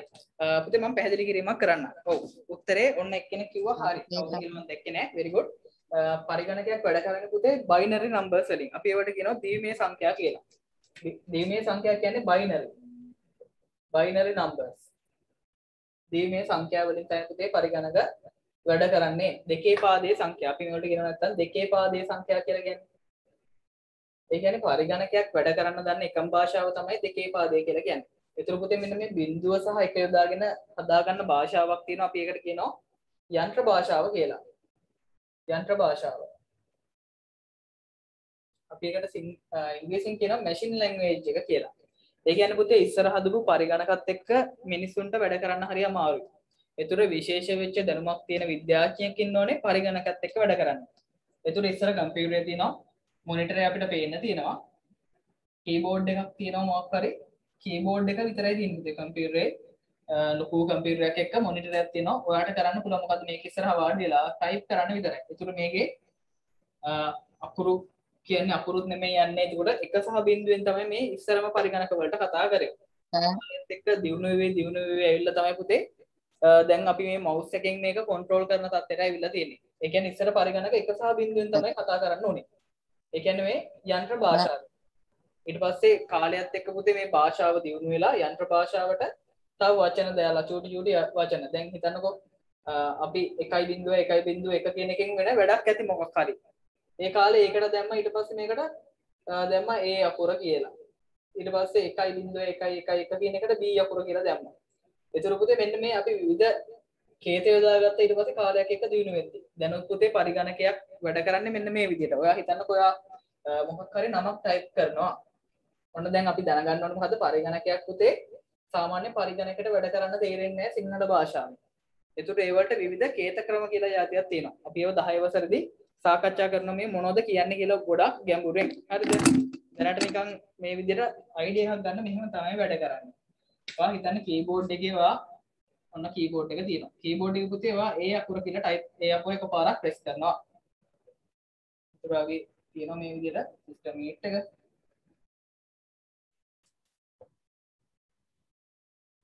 සිස්ටම් යුනිට් එකට ඒ වයර් එක සම්බන්ධ කරලා තියෙනවා කියලා දැන් ඉස්සරහ USB එකට. හරි. පුතේ ඔයා මුලින්ම මෙන්න මේ කීබෝඩ් එකේ A අකුර එගුවට පස්සේ මේ කීබෝඩ් එකේ පුතේ හැදෙන විද්‍යුත් කේතයක්. ඒ කියන්නේ මේ පරිගණකයක් ඇතුලේ පුතේ හැදෙන්න පුළුවන් වෝල්ටීය මට්ටම් තියෙන දෙකයි. එකකට අපි කියනවා බිඳුව. අනිත් එක තමයි එක. මේකට අපි කියුවේ දෙකේ පාදේ සංඛ්‍යා කියලා. ඒ කියන්නේ පුතේ බිඳුව කියන්නේ කරන්ට් එකක් තියෙනවා කියන අවස්ථාව. ඔන් කියන අවස්ථාව. sorry. මම මේ මාරු කරලා ලියන්නේ. බිඳුව කියන්නේ පුතේ ඕෆ් කියන අවස්ථාව. ඕෆ් කියන අවස්ථාව. එක කියන්නේ කරන්ට් එකක් තියෙනවා කියන අවස්ථාව. ඔන් කියන අවස්ථාව. මෙන්න මේ සංසිද්ධි දෙක අනුව තමයි අපේ පරිගණකයක් වැඩ කරන ක්‍රියාවලිය වෙන්නේ. ඒ කියන්නේ පුතේ අපි දැකලා ඇති ස්විච් එකක්. ඔයගේ ගෙදර තියෙන ස්විච් බෝඩ් එක බලන්න ස්විච් එකේ සමහරක් ස්විච් වල ගහලා තියෙන උඩට එකයි යටට බිඳුව. ඒ කියන්නේ මේක අපි උඩට දැම්මොත් මොකද වෙන්නේ? බල්බ් එක පත් වෙනවා. බිඳුව පැත්තට පල්ලෙහාට දැම්මොත් මොකද වෙන්නේ? බල්බ් එක ඕෆ් වෙනවා. ඒ කියන්නේ මේ ඉලෙක්ට්‍රොනික විද්‍යාවේදී අපි එක සහ බිඳුව කියලා කියන්නේ පුතේ කරන්ට් එකක් තියෙන වෝල්ටීය මට්ටමක් තියෙනවනම් කරන්ට් එකක් තියෙනවනම් අපි එකට කියනවා නැත්තම් ඉහළ වෝල්ටීයතා මට්ටම කියලා. එතකොට එක කියන අවස්ථාවට අපි කියනවා ඉහළ වෝල්ටීයතා මට්ටම. ඒ කියන්නේ කරන්ට් එකක් තියෙන අවස්ථාව. බිඳුව කියලා කියන්නේ අපි පහළ වෝල්ටීයතා මට්ටම. ඒ කියන්නේ කරන්ට් එකක් නැහැ කියන අවස්ථාව තමයි අපි ඉලෙක්ට්‍රොනික විද්‍යාවේ සාමාන්‍ය එක සහ බිඳුවෙන් හඳුන්වන්නේ. එතකොට මේ පරිගණකයක් ඇතුලේ වැඩ කරන්නේ පුතේ ඔන්න ඕව තමයි. ඉලෙක්ට්‍රොනික සංඥා තමයි හැමතැනම ගමන් කරන්නේ. ඒවා විද්‍යාත්මක ක්‍රමයකට ගණිත කර්ම කරලා ඒවා හැදීම කැල්කියුලේෂන් එකක් වෙනවා. ඒවා ලොකු ක්‍රියාවලියක්. ඒක පුතේ මට ඔයාලට කියලා දෙන්න විදියක් නැහැ.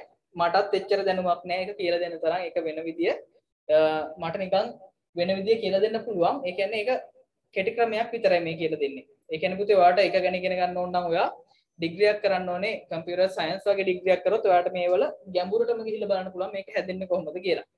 ඒ කියන්නේ මාත් දන්න සීමාවක් තියෙනවනේ. ඊට වැඩිය පුතේ ඔය කට්ටියගේ මට්ටමේදී අවශ්‍ය දැනුම තමයි මම ලබා දෙන්නේ. ඒ කියන්නේ A level මට්ටමේ පුතේ ඊට වැඩිය ටිකක් කියලා දෙනවා.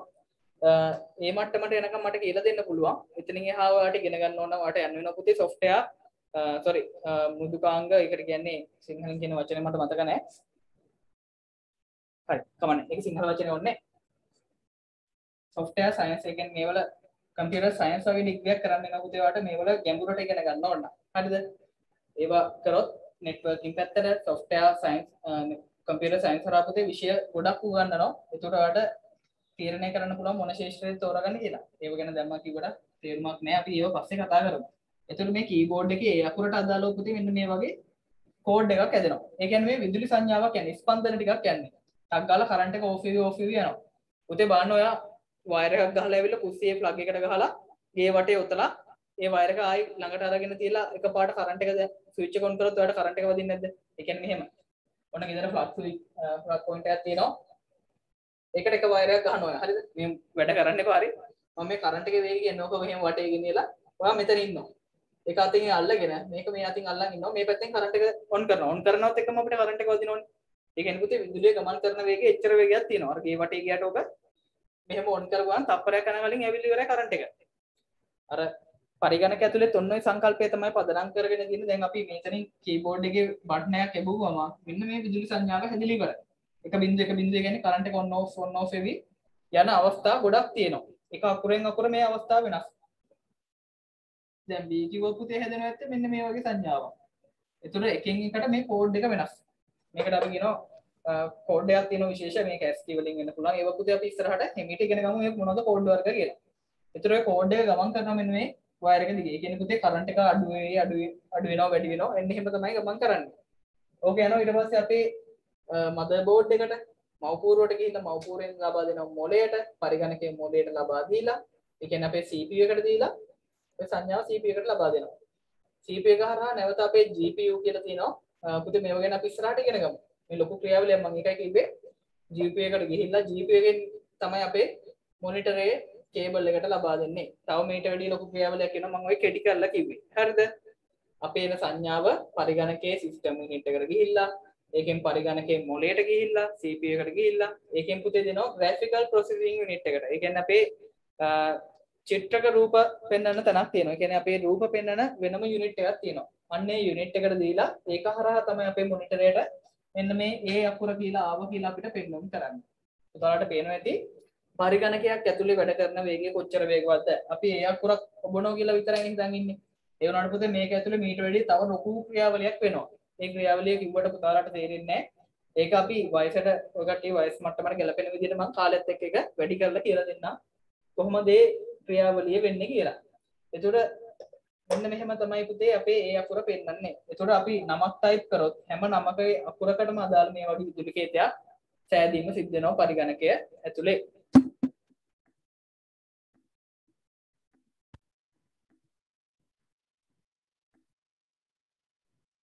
හරි පුතේ ටියුට් එකේ මාතෘකාවක් තියෙනවා ඔකට. පුංචි නෝට් එකක් දාගමු. ওই නෝට් එක ලොකුවටම මම කිව්ව කතාවම ලියා ගන්න ඕනේ.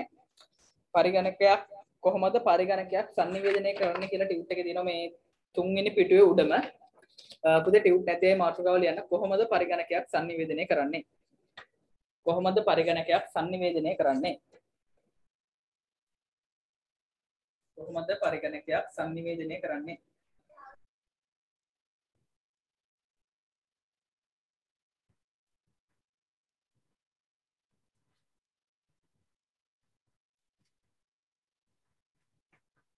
කොහොමද පරිගණකයක් sannivedanaya කරන්නේ?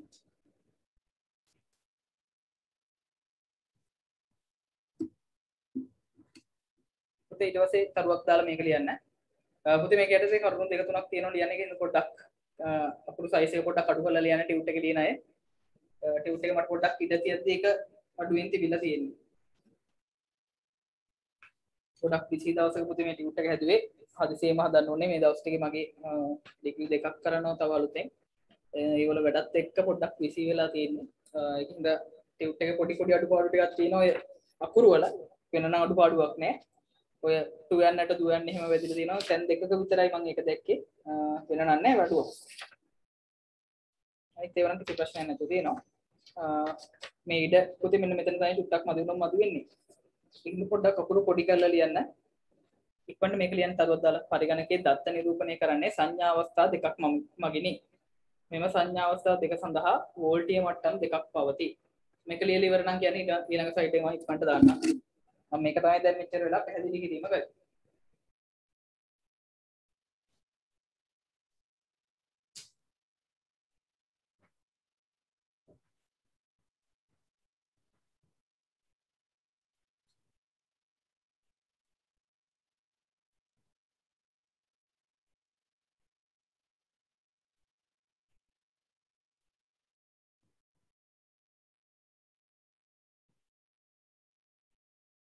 හරි සර්.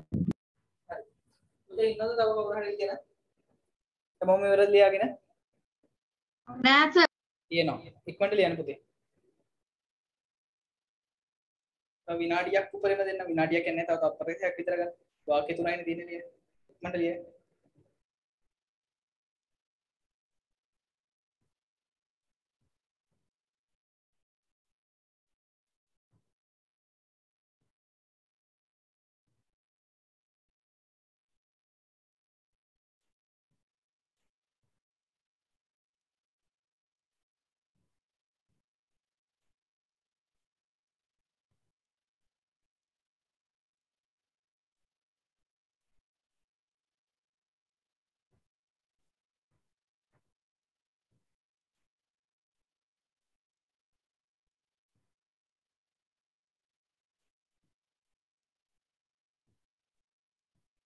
හරි සර් මාක් ලිව්වා. ඉවරයි.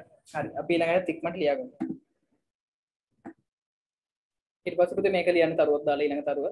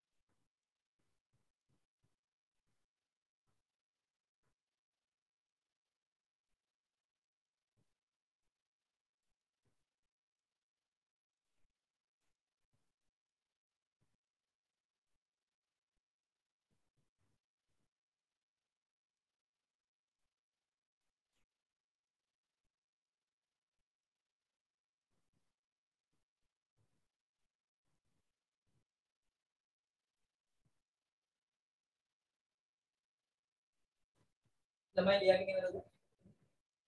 තව ඉන්නවද ලියන අය? හරිද?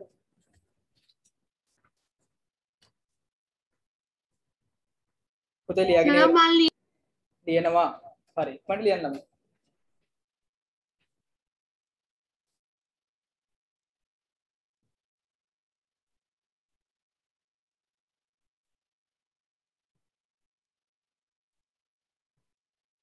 හරි සර්.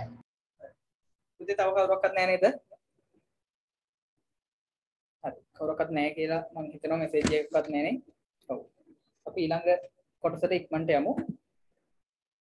පුතේ ඊළඟ මාතෘකාව ලියන්න සංඛ්‍යා පද්ධති වල අවශ්‍යතාවය මම පැහැදිලි කරලා ඊට පස්සේ නෝට් එක ලියන්න දෙන්න. සංඛ්‍යා පද්ධති වල අවශ්‍යතාවය.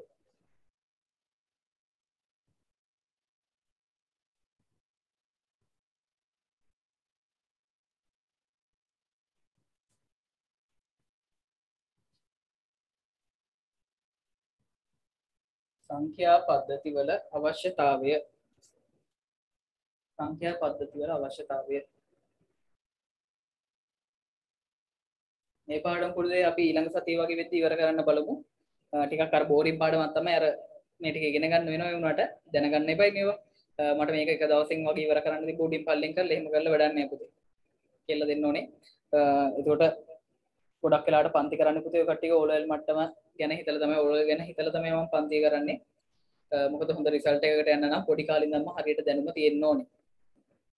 ඉස්සරහට සිලබස් එකක් චේන්ජ් වෙන්න තියෙනවා.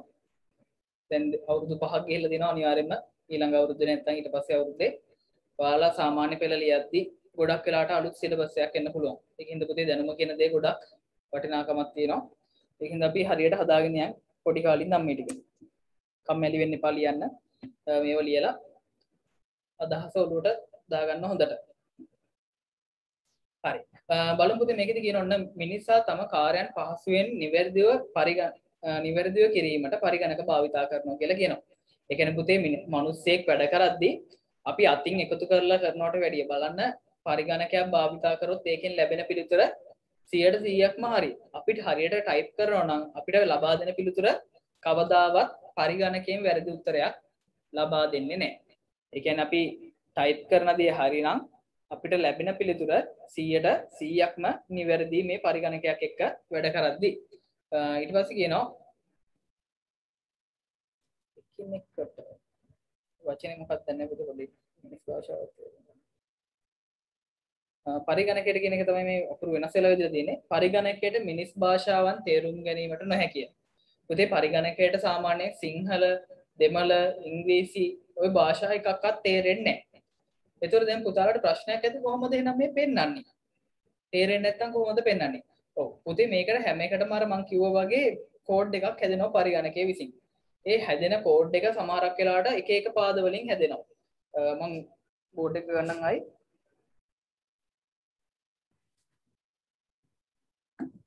හරි.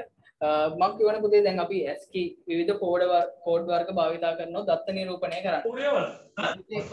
ඒ අකුරු නිරූපණය කරන්න සාමාන්‍ය අපි භාවිතා කරන්නේ ASCII කේතයක් කියලා හිතන්න. ඒකට පුතේ ඔකට අර වෝල්ටීයතා මට්ටම් 7ක් විතර ඕන වෙනවා.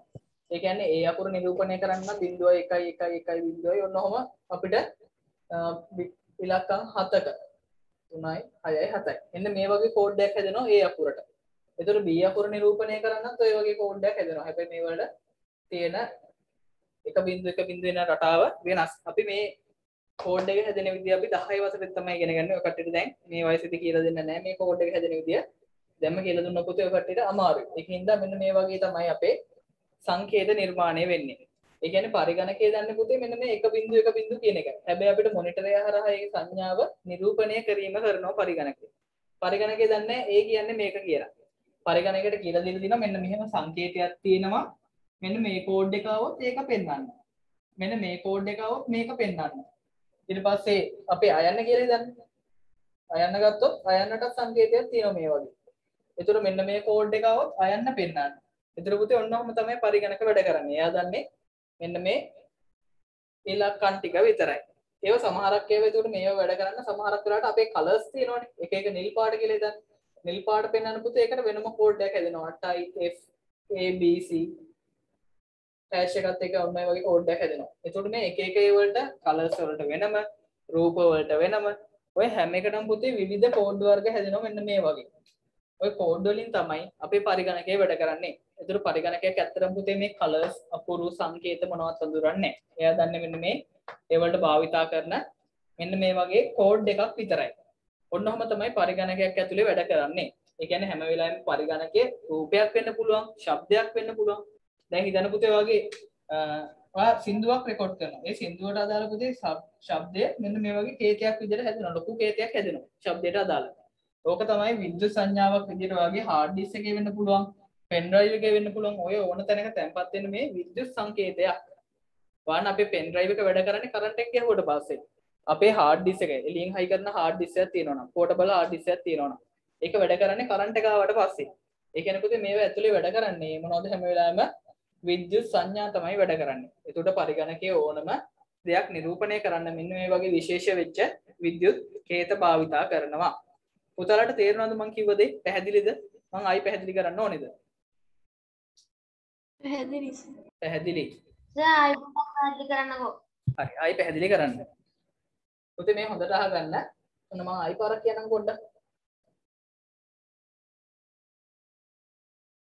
පුතේ පරිගණකයක් කියන්නේ මොකද්ද? ඔන්න අපේ පරිගණකයේ තියෙනවා. පරිගණකය කියන්නේ මොකද්ද? ඉලෙක්ට්‍රොනික යන්ත්‍රයක්. පොඩ්ඩක් පුතේ මං කියන්නේ කියන්න.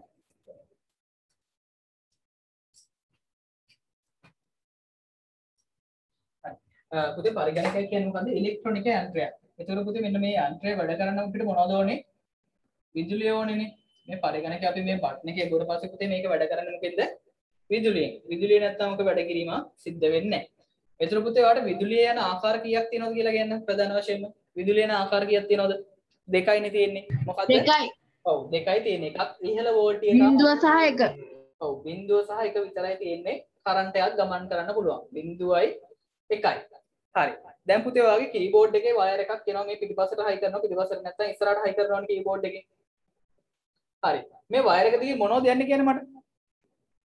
මොනවද යන්නේ? විද්‍යුත් හරි. කරන්ට් එකක් යන්නේ. සරලව කිව්වොත් මොකක්ද යන්නේ? කරන්ට් එකක් නේ යන්නේ. එතකොට පුතේ කරන්ට් එකේ තියෙන ආකාර තුනක් තියෙන්න පුළුවන්. 0.1 විතරයිනේ කරන්ට් එකේ තියෙන්න පුළුවන්. එතකොට මේ පරිගණකයක් ඇතුලේ වැඩ කරන්නේ පුතේ සම්පූර්ණයෙන්ම මේ විද්‍යුත් කේත. එතකොට ඔයා කීබෝඩ් එකේ A අකුරේ බෝ කියලා හිතන්න. කවුද? කේත. ඔව් කේත තමයි වැඩ කරන්නේ. එතකොට පුතේ ඔයා A අකුර හරි මොනවා හරි ඔයා නමක් හරි ටයිප් කරා කියලා හිතන්න. ABC කම්පැනි කියලා ඔයා ටයිප් කරනවා. කම්පැනි කියලා ටයිප් කරනවා. කීබෝඩ් එකේ තුර ABC COM PANI කියලා ටයිප් කරනවා. එතකොට පුතේ මේ නම ටයිප් කරාම ඒකට අදාළ ලොකු විදුලි කේතයක් හැදෙනවා මේ විදියට. ඒක දිග කේතයක් වෙන්න පුළුවන් ඔයාලා ටයිප් කරන වාක්‍ය අනුව. ඒක පුතේ තප්පර දශම ගානකින් හැදෙනවා. තප්පරේ ලක්ෂය 10කට බෙදලා ඒකෙන් එකක් වගේ ඇද්දි මේවා හැදලා ඉවරයි. අපි අකුරක් ටයිප් කරන්න කලින් එක පෙන්නනවා මේකේ එකම. ඒ කියන්නේ මේ විදුලි කේතය අපිට හිතා ගන්නත් බැරි වේගෙන් මෙහෙට ට්‍රාන්ස්ෆර් කරනවා. පරිවර්තක ගාලා යවනවා මෙහෙට. මේකට ආවට පස්සේ පුතේ පරිගණක ඇතුළේ තියෙන කවුද? CPU කියලා එකක්. CPU. අපේ පරිගණකයේ මොලේ. පුතේ මෙතන තියෙනවා මෙහෙයුම් පද්ධතිය ඒවලත් මේව කන්ට්‍රෝල් කරනවා. ඒව ගැන ලොකුවට කිව්වොත් තේරෙන්නේ නැහැ හරිද? ඒකින්ද මම මේ තේරෙන භාෂාවෙන් කියන්නේ මෙන්න මේ CPU එකට එන ওই දත්තය. මේ දත්තය ආවට පස්සේ CPU එක විසින් තමයි ඔක සැකසීමේ ක්‍රියාවලිය කරන්නේ. ඔය ආපු කෝඩ් එක මොකක්ද කියලා දැන් අපිට පෙන්වන්න ඕනේනේ. ඒක පෙන්වන්නේ පුතේ මෙන්න මේ CPU එකෙන් ඒක සකසලා අපේ මොනිටර් එකට සම්බන්ධ කරන ජැක් එක තියෙන්නේ. අන්න ඒ ජැක් එක ළඟ වෙනම තියෙනවා GPU කියලා ඒකට දීලා තමයි අපේ මොනිටර් එකට එවන්නේ. ඊට පස්සේ තමයි පෙන්වන්නේ අපිට අන්න ABC කම්පැනි කියලා අපේ තිරය හරහා අපිට ප්‍රතිදානය කරනවා. ඔන්නෝම තමයි පරිගණකය තුලේ වැඩ කරන්නේ. ඕක රූපයක් වෙන්න පුළුවන්. රූපයක් නම් මොකද කරන්නේ අපි පෙන් ඩ්‍රයිව් එකකින් හරි මොකෙන් හරි මේකට ඉන්පුට් කරනවා. ඒක පොතේ මොලේට ඇවිල්ලා සකසලා තමයි ඒක අපේ මොනිටරේට ලබා දෙන්නේ. සින්දුවක් කියලා හිතන්න. සින්දුවක් තුනත් එහෙමයි. ඔයා වීඩියෝ එකක් ගෙනලා පෙන් එකකින් හරි නැත්නම් ඉන්ටර්නෙට් එකේ බලනවා වෙනකොට ඒක මෙතනට ඇවිල්ලා සැකසීමට වාජනය වෙලා මෙන්න මේ මොනිටරේ වයර් එක දිගේ තමයි අපිට ඒක පෙන්눔 කිරීම සිද්ධ වෙන්නේ. ඒතර පුතේ මේ හැම අවස්ථාවකම යන්නේ මොනවද? මේ වයර් දිගේ ගමන් කරනවා කපලා බැලුවොත් ඇල්ලුවොත් මොනවද අහුවෙනවට? කරන්ට් එක තමයි වදින්නේ. කරන්ට් එක ඕක කපන්න යන්න එපා පුතේ. ඊට පස්සේ කරන්ට් එක වැදිලා ලොකු අනතුරක් වෙයි. හරිද? මම මේ කපන්න කියනව නෙමෙයි මේ තේරුම් ගන්න කියන්නේ. මොකද මේ කැපුවොත් ඔයාලට හම්බෙන්නේ මුකුත් පේන්නේ නැහැ. ඔයා ඇල්ලුවොත් ඔයාලට කරන්ට් එක වදියි. ඒතර පුතේ ඔයාලට තේරෙනවා ඇති පරිගණකය ඇතුලේ ගමන් කරන தත්ත්වයන්නේ විදුලි සංඥාවක් විදියට. පැහැදිලිද? ඔව් සර් පැහැදිලි. පැහැදිලි. පැහැදිලි සර්. හරි. අපි ඉක්මනට නෝට් එක දාගමු පුතේ. මෙන්න මේක ඉක්මනට ලියාගමු. පුතේ මෙන්න මෙතන හදාගන්න මේක පරිගණකය කියලා. මහා ප්‍රාණ පයන විදිහලා තියෙන්නේ. මහා ප්‍රාණද මොකක්ද දන්නේ පයන. හරි. පරිගණකය. ඔතන පරිගණකය කියලා හදාගන්න. සංඛ්‍යා පද්ධතිය වල අවශ්‍යතාවය. පුතේ ටියුට් එක ලියනයි චුට්ටක් පොඩියට තියන්න ඉස්සෙල්ලා දැන නෙමෙයි ඉඩ මදිලා තියෙන්නේ මෙන්න මෙතන. මට තැන මාරු වුණා.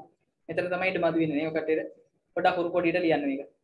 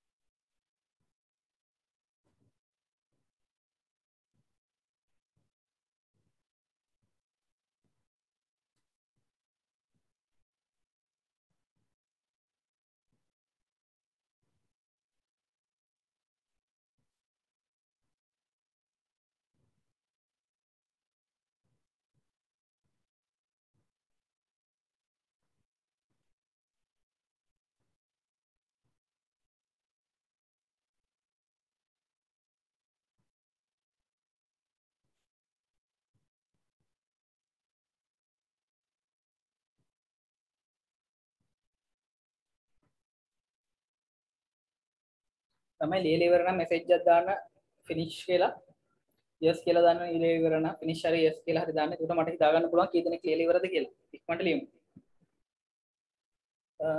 පොඩි මෙසේජ් PC එකට live wallpaper එකක් හැදුවම desktop icon ටික නැති වෙනවා මේ. පුතේ නැති වෙන්නේ නැහැ. මම දාලා තියෙන live wallpaper තමයි. එහෙම නැති වෙන්නේ නැහැ. සෙතුලි very good දුව. ඉක්මනට ලියලා ඉවරයි. dancer කියලා දාලා දෙනවා very good. අනිත් අය පුතේ ඉක්මනට ලියන්න. පුතේ live wallpaper වලට මාරු වෙන්නේ නැහැ. මම කොහොමත් වීඩියෝ එකක් දානවා. 6 වසරේ 7 වසරේ ගොඩක් ළමයි අහුවා live wallpaper දාන්නේ කොහොමද කියලා. ඒ කට්ටියට YouTube channel එකට දානවා මම වීඩියෝ එකක්. live wallpaper එක කොහොමද හදලා live wallpaper එකක් දාගන්නේ කියලා. ඒතර බලන්න මම දාලා තියෙන software එක මම දාලා තියෙන කියලා. එහෙම ප්‍රශ්නයක් වෙන්නේ නැහැ පුතේ live wallpaper දාන්න කියලා. ඔයාගේ icons නැති වෙන්න හේතුවක් නැහැ. අනිවාර්යයෙන්ම icon ටික තියෙනවා.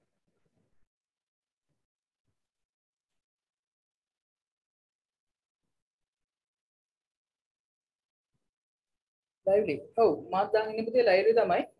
එහෙමනම් ප්‍රශ්නයක් වෙන්නේ නැහැ. ඔව් ඒකෙන් තමයි ගොඩක් අය යූස් කරන්නේ ලයිව්ලි එක තමයි. හරි. ගොඩක් අය ලියලා very good. ඉක්මනට ලියපු දෙයි. තව ලියන අය ඉන්නවනම්. තමයි කවුරක්වත් ඉන්නවද ලියන? අපි ඊළඟ කොටසට යන්න. සර් තව විනාඩියක් දෙන්න. හරි ලියන්න පුතේ.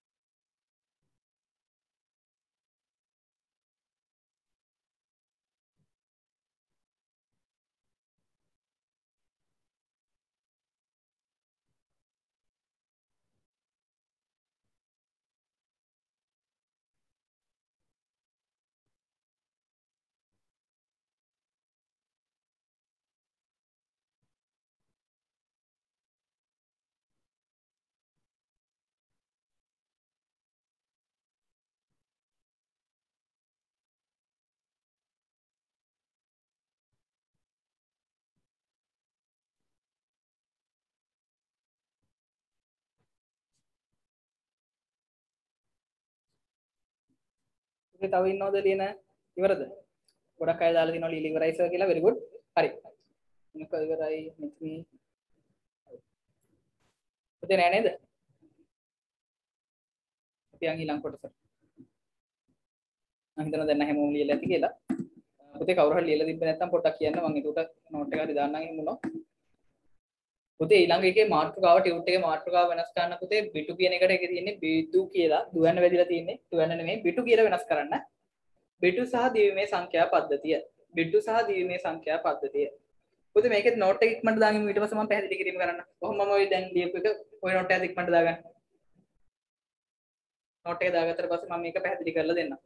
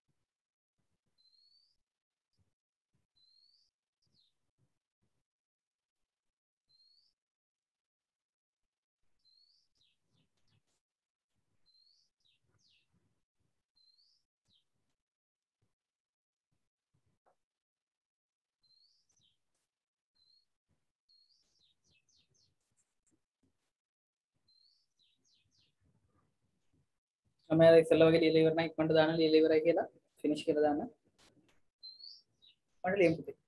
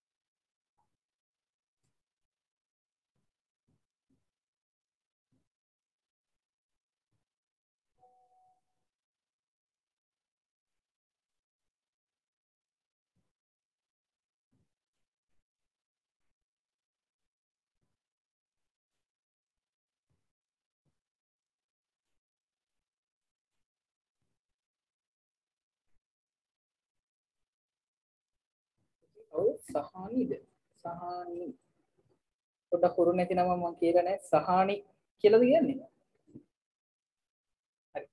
දැන් ක්ලියර් ඉවරයි මම අහලා නැති නමක් පුතේ ඒකයි මම හෙව්වේ නම මොකක්ද කියලා සහානී වෙන්නේ නැති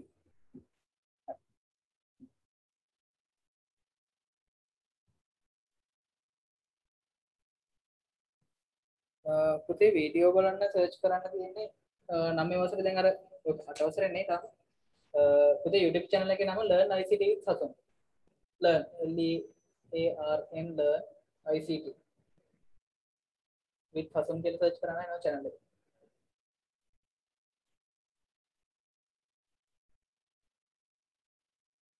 learn ICT with Sasun Sasun කියන පුතේ මගේ නම ඒ නමින් තියෙන්නේ ඔය ඉගෙන ගන්න Sasun එක ICT පන්ති කියලා කියන්නේ learn ICT with Sasun hari net me hari simule hari very good lamai ඉක්මනට ලියමු සනුක hari හරියට ළමයි වේගෙන් වැඩ කරමු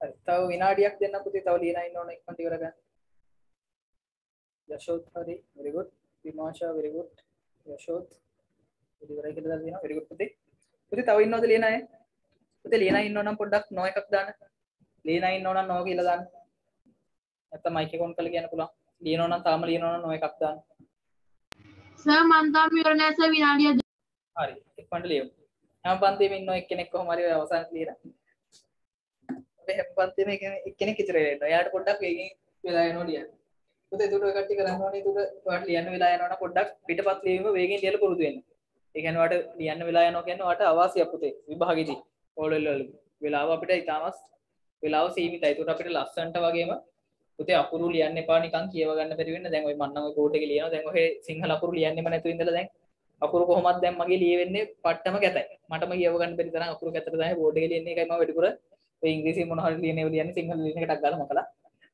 ඒ පුතේ කාලයක් නිකන් හිටියට පස්සේ අකුරු ලියෙන්නෙම නැහැ හරි ලස්සනට කොහොමත් තිබ්බටත් වැඩි කැතයි ඒ කියන්නේ ඉංග්‍රීසි අකුරු නම් එහෙම සාමාන්‍ය කියව ගන්න පුළුවන් වෙන ලියන්න පුළුවන් මේක ඊටදී හොඳ ලියන්න පුළුවන් ඒකට ඔය කට්ටියට කියන්න පුතේ දැන් මට එහෙම දැන් වෙනම එක්සෑම් වෙනම ලියන්න දෙයක් නැහැ දැන් ඔය මාස්ටර් කරද්දී ඔය ටයිප් කරලා තමයි පුතේ ඔය ප්‍රොජෙක්ට් එක නම් මම හදන්නේ ඔන්ලයින් එක්සෑම් තිබ්බා එහෙම හින්දා ප්‍රශ්නයක් නැහැ මට මගේ වැඩ ටික කරගන්න මම කියන්නේ දැන් ඔය කට්ටියට පුතේ සාමාන්‍ය පෙළ උසස් පෙළ බලන ඒවා වෙනයි ඩිග්‍රී වල බලන විදිය වෙනයි හරිද ඒකින්ද අකුරු ඕවා ගැන සැලකිලිමත් වෙන්න වෙනවා ඔය කට්ටිය පේපර්ස් ලියද්දි සිංහල වලට විශේෂයෙන්ම සිංහල අකුරු හරියට ලියන්න ඕනේ ඉංග්‍රීසි වලටත් එහෙමයි ස්පෙලිං හරියට ලියන්න ඕනේ වාක්‍යයක් ලියද්දි අදාළ වචන ස්පෙලිං පාඩම් කරන්න වෙනවා මේ දේවල් කරන්න පුතේ දැම්ම ඒ කියන්නේ ඔයාලට මම කියන්නේ ළමයි ප්‍රධාන සබ්ජෙක්ට් එකක් තියෙනවා ඔයා ඉගෙන ගන්න ඕන IT විතරක් නෙමෙයි ITත් අනිවාර්යයෙන් දැන් මේ සබ්ජෙක්ට් ටික අතරද IT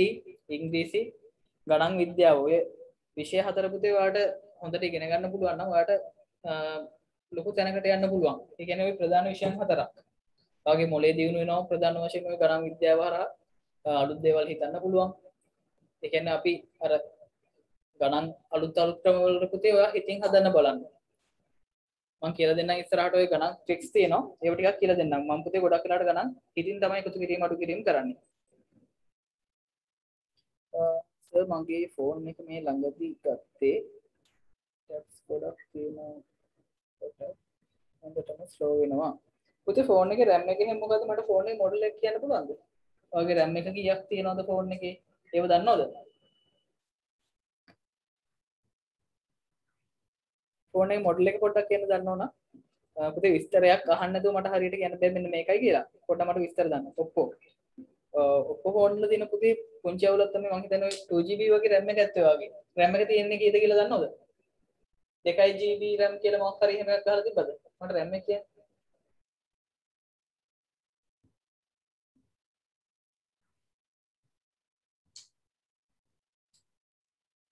නැත්නම් ෆෝන් එක ගත්ත ගාන කියන්නේ විතර මට හිතා ගන්න පුළුවන් RAM එක කීය වගේ තියෙන්නේ නැතිද? ඒතර මම කියන්නේ ඒ මොනේ කියලා. පුතේ ගත්ත ගාන දන්න ඕනේ ෆෝන් එක. ප්‍රයිස් එක මෙන්න මේ ගානට ගත්තේ කියලා. ප්‍රයිස් රේන්ජ් එකත් එක්ක සාමාන්‍යයෙන් ඕල්ට එන RAM එක හිතා ගන්න පුළුවන්. ඔය පුතේ ප්‍රධානම හේතුව තමයි වගේ RAM එක සාමාන්‍ය අපි මම පොඩ්ඩක් පැහැදිලි කරන්න මේක ලිව්වට පස්සේ. පුතේ ලියනා ඉන්නවද තව නෑ නේද? සර් මම ලියලා ඉවරයි. ලියලා ඉවරයි. හරි පුතේ දැන් ඔය ගොඩක් අය ෆෝන් භාවිතා කරනවානේ. ඒතර ඔය ෆෝන් එක පුතේ ආයි අලුතෙන් පුතේ ෆෝන් එක අලුතෙන් ගන්න කෙනෙක් කවුරු හරි ඉන්නවා නම් හිතාගෙන ඔය අනිවාර්යයෙන්ම ෆෝන් එක ගත්ත එකේ RAM එක බලන්න. මේ RAM එකයි processor එකයි කියන දේ දෙකම වැදගත්. ඒ කියන්නේ ෆෝන් එකක් වගේම අපි මේ 9 වසරේ පාඩමක් තියෙනවා. පළවෙනි පාඩමේදී අපි කතා කරන්නේ මෙන්න මේව තමයි. පරිගණක පිරිවිතල. ඒතර කම්පියුටර් එක මිලදී ගද්දී අපි බලන්න ඕන සාධක තියෙනවා. දැන් පුතේ අපි ෆෝන් එක මිලදී ගද්දී බලන්න ඕනේ. සමහරක් වෙලාවට අපි ගිහිල්ලා බලනවා ෆෝන් එකේ බ්‍රෑන්ඩ් එක බලනවා. මට හොඳම ෆෝන් එකක් කියලා. ඒ වුණාට පුතේ බ්‍රෑන්ඩ් එක වැළුවට වැඩක් නැහැ. ඔයාලට ගෙනල්ලා වැඩ ටික කරගන්න බැරි නා. ඒතර ඔයා ෆෝන් එකක් ගද්දී මුලින්ම බලන්න RAM එක කීයක් තියෙනවද? RAM එක පුතේ අඩුම දැන් ගන්න ඕන නම් ඔයා ගන්න 3GB වත් RAM එකක් තියෙන එකක්. අඩුම 3GB 4GB වත් RAM එකකට යන අලුතෙන් ගන්න ෆෝන් එකකට. ඒ කියන්නේ පුතේ දැන් එන ඇප් එක ඔය ඇප් ගොඩක් දාගත්තට පස්සේ 2GB 1GB මං ගාව 4GB එකක් තමයි තියෙන්නේ. 4GB එකක් තියෙන්නේ. ඉතින් 4GB එකක නම් එහෙම වෙන්න ලොකු හේතුවක් නැහැ. ඔයගේ ස්ටෝරේජ් කැපැසිටි එක ෆුල් වෙලා ඇති. ඇප්ලිකේෂන් ගොඩාක් ඒ කියන්නේ කීයක් වගේ වෙද්දිද ඔහම ස්ලෝ වෙන්නේ? කියන්නේ sir YouTube, Zoom, WhatsApp, Telegram වගේ ටිකක් තියෙද්දි. ඔව් පුතේ සාමාන්‍යයෙන් ඔය අනිත් ඒවා නම් ප්‍රශ්නයක් නැහැ. හරිද? මේ පුතේ Zoom එකත් එක්ක Zoom එකට ගොඩාක් අපේ RAM එක යනවා ඉඩ. ලැප් එකෙත් එහෙමයි මගේ ලැප් එකේ RAM එක තියෙනවා 8GB තියෙනවා. 8GB තිබ්බට පුතේ මේ Zoom app එකත් එක්ක වැඩ කරද්දී එන අමාරුයි. සාමාන්‍යයෙන් අපේ RAM එකෙන් Zoom එක වැඩ කරන වෙලාවට RAM එකෙන් 160ක් විතර ගන්නවා Zoom එකට. ඒතර අපිට අනිත් ඔක්කොටම විතර එන්නේ 140ක් වගේ. Zoom එක වැඩ කරන වෙලාවට ෆෝන් වලට මගෙත් එහෙමයි මේ කම්පියුටරේ. ඔව් පුතේ හැටි Zoom එකේ මේ තියෙන ප්‍රශ්නයක් මේ Zoom එක හදලා තියෙන software එකේ ප්‍රශ්නයක් ඒක. ඔව් ඔය කට්ටිය පුතේ කම්පියුටර්ස් වල 2GB 1GB වගේ RAM තියෙනවා නම් Zoom එකෙන් වැඩ කරන්න හරි අමාරුයි. මුළු කම්පියුටරේම ස්ටක් වෙන්න ගන්නවා වැඩ කරද්දී. දැන් පුතේ ඔක මටත් මේ RAM එක කොච්චර තිබ්බත් වැඩක් නැහැ. Zoom එක එහෙම ප්‍රශ්නයක් තියෙනවා. සමහරක් වෙලාවට පුතේ දැන් අපි රත්නපුරේ එහෙම පන්තියක් කරනවා. ඒවල ළමයි ඉන්නවා සාමාන්‍ය 150ක් විතර ඉන්නවා. ඒතර මොනවා හරි මැසේජ් එකක් දාන්න ගියාම ඔක්කොම දානවා එක දිගට මැසේජ්. Zoom එකට පුතේ ඒක දරා ගන්න බෑ. RAM එකේ load එක මේක පනිනවා 100ට 100 එනවා එකපාරට. මේ මැසේජ් ටික දරා ගන්න බැරි වුණ ගමන්. ඒතර මොකද වෙන්නේ අපේ සම්පූර්ණයෙන්ම කම්පියුටර් එක ස්ටක් වෙනවා මේ Zoom app එකත් එක්කම. ඒ කියන්නේ මේ Zoom application එකත් එක්ක වෙන ඒවා ගොඩාක් ඕපන් කරගන්න එපා වැඩ කරන්න බෑ. ඔයාලට තියෙන ප්‍රශ්නේ එක තමයි දුව මම හිතන විදිහට. බලනවා Zoom එක නැතුව වෙන application ඕපන් කරලා. ඒතර ඔය ප්‍රශ්නේ ඇති වෙයි. Zoom එකත් එක්ක බෑ පුතේ. කම්පියුටරෙත් එහෙමයි. ඔයගේ කොච්චර හොඳ එකක් වුණත් සාමාන්‍ය 8GB RAM එකක් තියෙන කම්පියුටරයක් පුතේ ලැප් එකක් සාමාන්‍ය i5 එකක් 1,50,000ක් 1,30,000ක් විතර වෙන අඩුම. ඒ වගේ දැන් මගේ ලැප් එකේ ගාණ වෙනවා. ඒ වගේ එකක් ප්‍රශ්න එනවා මේ Zoom එකත් එක්ක වැඩ කරද්දී. දැන් මම Zoom එකත් එක්ක ඕපන් කරන්නේ ගොඩක් වෙලාවට ප්‍රසන්ටේෂන් එකනේ හිර වෙන අවස්ථා එනවා. ඒ කියන්නේ ඔයගේ කම්පියුටරේ SSD hard තියෙනවා මේකේ. එහෙම තිබ්බට වැඩක් නැහැ. අන්න අර ප්‍රශ්නේ ඉඳලා හිටලා එනවා පුතේ. ඒ Zoom එකේ හැටි.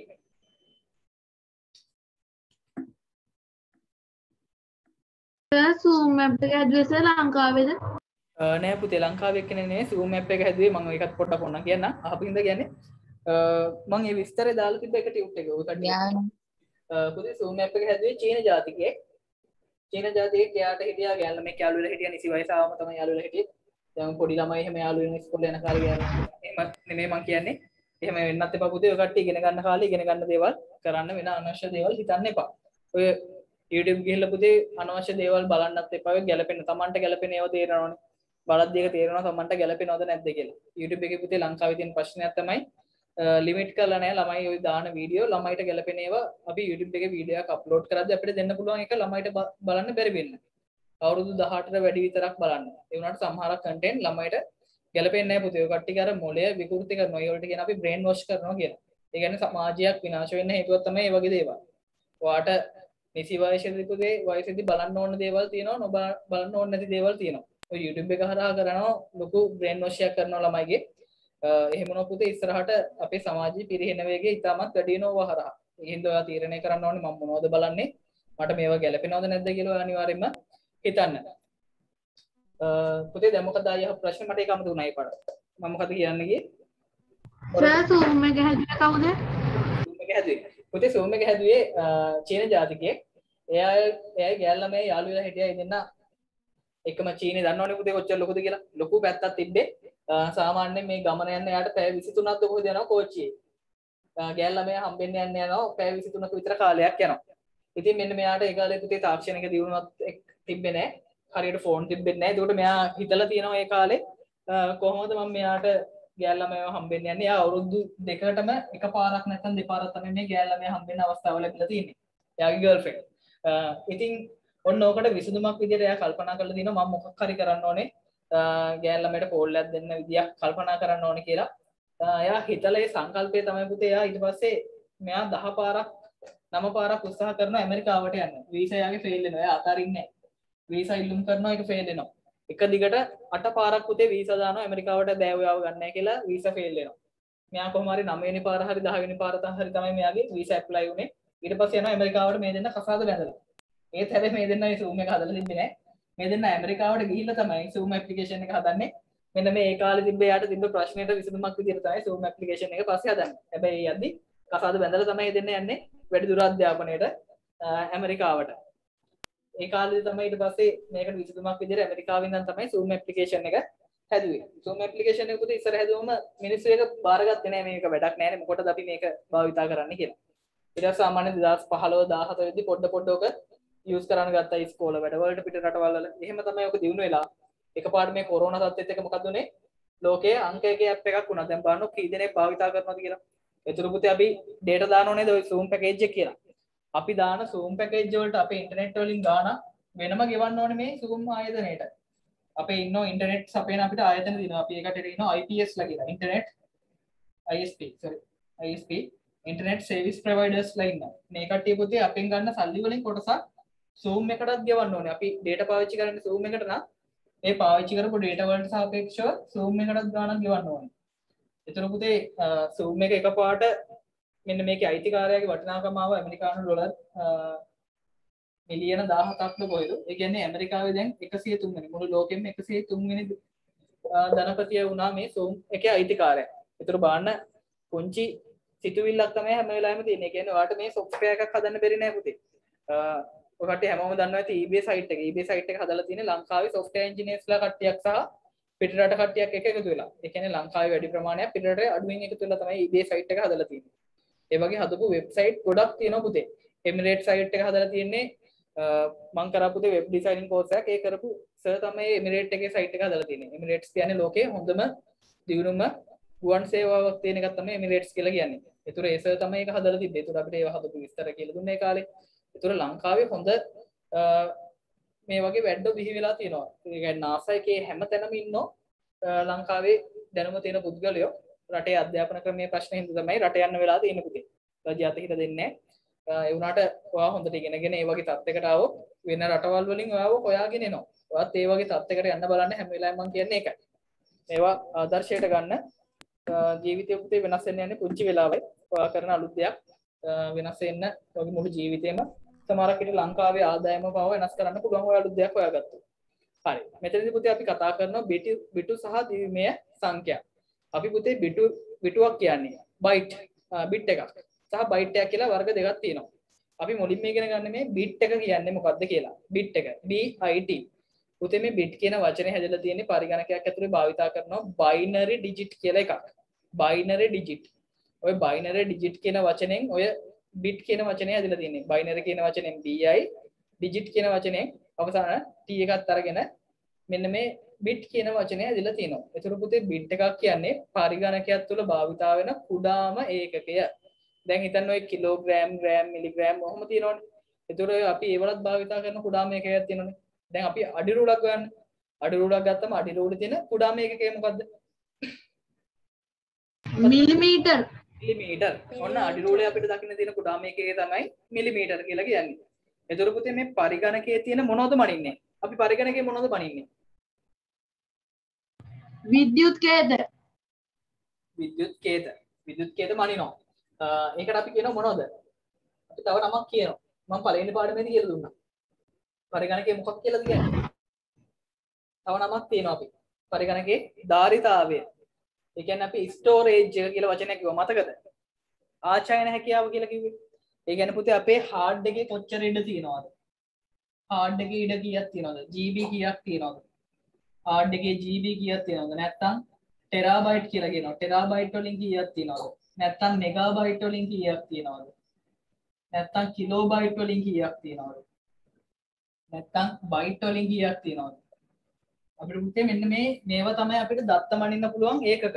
අපිට bit byte kilobyte megabyte මෙහෙම එකක තියෙනවා. එතකොට පුතේ මෙන්න මේ ඒකක වලින් කුඩාම ඒකකය තමයි bit කියලා කියන්නේ. හරිද? bit එක හරියට අපි අඩි රෝලේ තියෙන මිලිමීටර්ස් වගේ.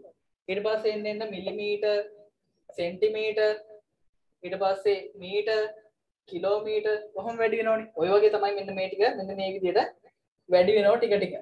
ඒතර කුඩාම එකකේ bit ඊට පස්සේ byte kilobyte megabyte පුතාලා දැකලා ඇති ඔය data හැම එන්නේ megabyte වලින්. තව ඔයාලට දත්ත megabyte මෙච්චරයි තියෙන්නේ. නැත්නම් gigabyte වලින් එනවා. ඊට පස්සේ එනවා GB gigabyte ඊට පස්සේ terabyte terabyte වලට පස්සේ ලොකුම එකකේ තමයි petabyte PB කියලා කියන්නේ. ඒතර දැනට භාවිතා වෙන්නේ සර් ටෙරාබයිට් වල කොච්චර GB ප්‍රමාණයක් තියෙනවද? ඒ terabyte එකක GB තියෙනවා 1000ක්. GB 1000ක් තියෙනවා terabyte එකක. petabyte එකක නම් petabyte එකක GB තියෙනවා 1000ක්. ඔව් sorry petabyte එකක TB තියෙනවා 1000ක්. terabyte එකක GB 1000යි petabyte එකක TB 1000ක් තියෙනවා. පුතේ මෙතන TB සහ TB කියන එකක දෙක තමයි ලොකුම ඒකක දෙක වෙන්නේ. ඒතර මෙන්න මේ ඒකක භාවිතා කරන අපි පරිගණකයේ දත්ත නිරූපණය කරන්න. ඔතනින් කුඩාම ඒකකේ තමයි මේ බිට් එක කියලා කියන්නේ. පුතේ බිට් එකේදී භාවිතා කරන්න පුළුවන් අපිට ඉලක්කම් දෙකයි. එකක් බිඳුව අනික එක. ඔන්න ඔය ඉලක්කම් දෙක විතරයි අපි භාවිතා කරන්නේ. අපි ඒකට ඔන්න ඔය ඉලක්කම් දෙක භාවිතයෙන් තමයි සීලුම දත්ත වර්ග නිරූපණය කිරීම සිද්ධ කරන්නේ පරිගණකයක් ඇතුලේ. මම අර කිව්වේ on සහ on කියන අවස්ථාව on සහ off කියන අවස්ථාව නිරූපණය කරන්නේ මෙන්න මේ බිට් එක හරහා. ඒ කියන්නේ බිඳුව සහ එක කියන සංකල්පය පදනම් කරගෙන තමයි අපි පරිගණකයේ දත්ත නිරූපණය කිරීම සිද්ධ කරන්නේ. පුතේ මේ කිව්ව දේවල් පැහැදිලිද? තව පැහැදිලි කරන්න ඕනේද? අයි පාරක්. පැහැදිලි සර්. හරි. පුතේ මෙන්න මේ බලන්න මෙන්න මේ විදිහට තමයි පරිගණකයක් ඇතුලේ වැඩ කරන්නේ. හිතන්නකෝ මේක බල්බ් ටිකක් කියලා. එතකොට අපි බයිනරි නම්බර්ස් වලින් තමයි මම කිව්වා හැදෙන්නේ. මේ A අකුරට අදාළ ඒවා කියලා හිතන්න. එතකොට A අකුර නිරූපණය කරන්න නම් 1.1.1.3 බලන්න. එතකොට මේ එක කියන අවස්ථාවල විතරයි අපේ කරන්ට් එක තියෙන්නේ. බලන්න එක කියන තැන්වල බල්බ් පත් වෙලා තියෙනවා. අනෙක් තැන්වල විදුලිය නැති අවස්ථාවක් යන්නේ. එතකොට මේක හැදෙන්නේ විදුලිය තියෙනවා, විදුලිය නැහැ. ආයි නැවත විදුලිය තියෙනවා, ආයි විදුලිය නැහැ. ආයි විදුලිය තියෙනවා, ඊට පස්සේ විදුලිය නැහැ, විදුලිය නැහැ, විදුලිය නැහැ. ඔන්න ඔය අවස්ථාවෙන් තමයි එතකොට මොකක්ද අක්ෂරයක් නිරූපණය කරන ඔය උදාහරණයක් තියෙන්නේ. මම ඕක ගැන ගොඩක් පැහැදිලි කරා. ඊට පස්සේ තරුවක් දාලා පුතේ ඔය යට තියෙන වාක්‍ය ලියා ගන්න උතරම තරුවක් දාලා ලියන්න පරිගණකය මගින් සකසා ගැනීමට අවශ්‍ය සියලු දත්ත ද්විමය ආකෘතියට පරිවර්තනය කළ යුතුය. ඒ කියන්නේ පුතේ පරිගණකයේ මොන දත්තය පෙන්වන්න ගියත් ඒක දෙකේ පාදයට හරවන්න ඕනේ. ඒකෙන් තමයි අර කරන්ට් එකක් තියෙනව නැති කියන අවස්ථාව පෙන්눔 කරන්න පුළුවන් එකම එකකේ. දැන් හිතන්නකෝ 10 පාදයේ කියලා.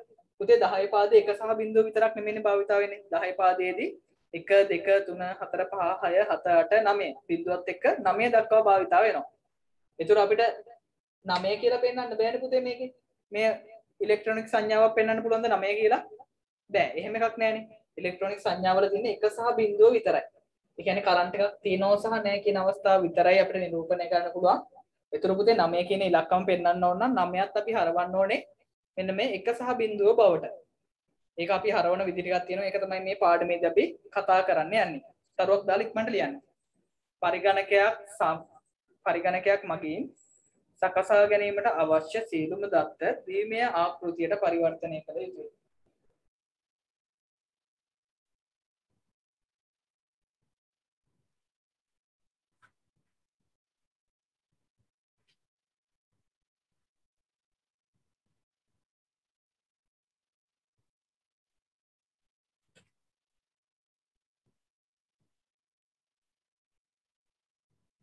හරි. ඉලිවරයි very good. දැන් ඊළඟ කොටසට. පොතේ ඊළඟ පිටුවට ගිහිල්ලා අලුත් මාතෘකාව වල යන්න. bit සහ byte, bit and bytes. Sir පොඩ්ඩක් කලින් පිටුව පෙන්නන්නකෝ සර් මට සිග්නල් නෑ සර්. හරි ඉක්මනට ලියන්න.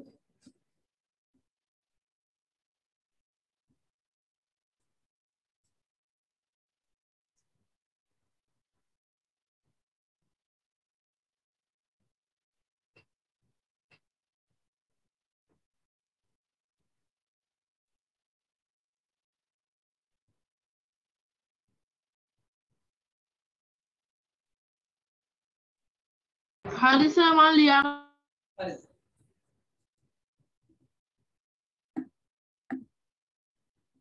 පුතේ අලුත් මාතෘකාව ලියන්න bit සහ byte bit and bytes කියලා කියනවා අපි ඉංග්‍රීසියෙන් කියනවා bit එක සහ byte එක කියලා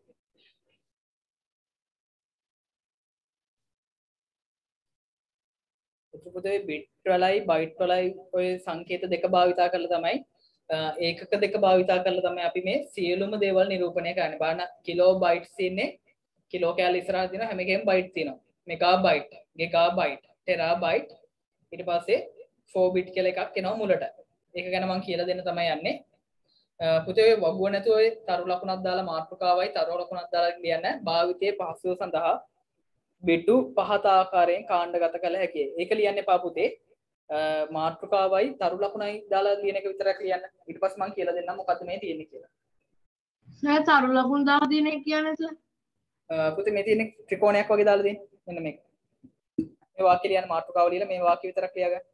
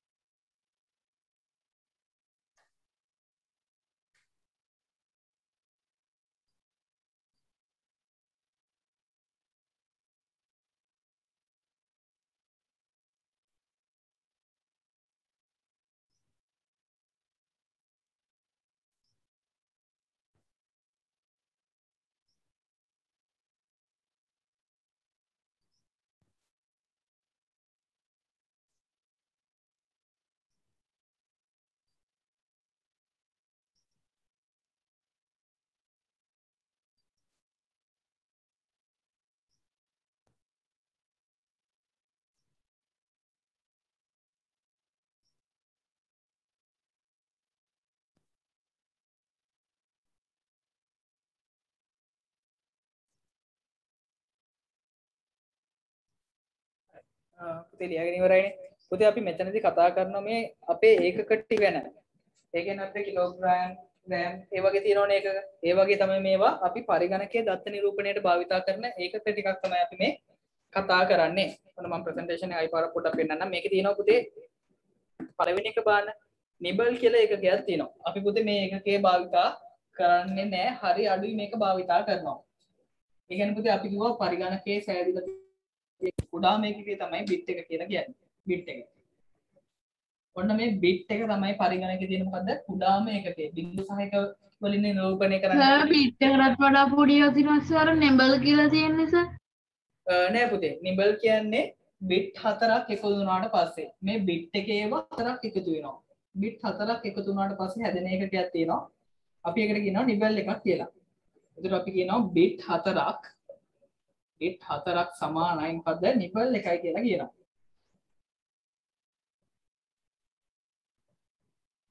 බිට් 4කට තමයි අපි නිබල් එකක් කියලා කියන්නේ. ඊට පස්සේ පුතේ බිට් 8ක් එකතු වෙනවා. බිට් 8ක්. බිට් 8ක්. බිට් 8ක් එකතු වුණොත් අපි ඒකට කියනවා බයිට් එකක් කියලා. බිට් 8ක් සමානයි මොකද්ද? 1යි බයිට්. 1යි බයිට්. බිට් 8ක් එකතු වුණොත් පුතේ මේ වගේ බිට් 8ක් එකතු වුණොත් හැදෙනවා මොකද්ද? බයිට් එකක්. බිට් 8ක් සමානයි බයිට් එකක්. ඊට පස්සේ පුතේ මේ බයිට් එතනින් පස්සේ මේ බයිට්. බයිට් එකතු වෙනවා 1024ක්. බයිට් 1024ක් එකතු වුණොත් මේ වගේ බයිට් 1024ක්.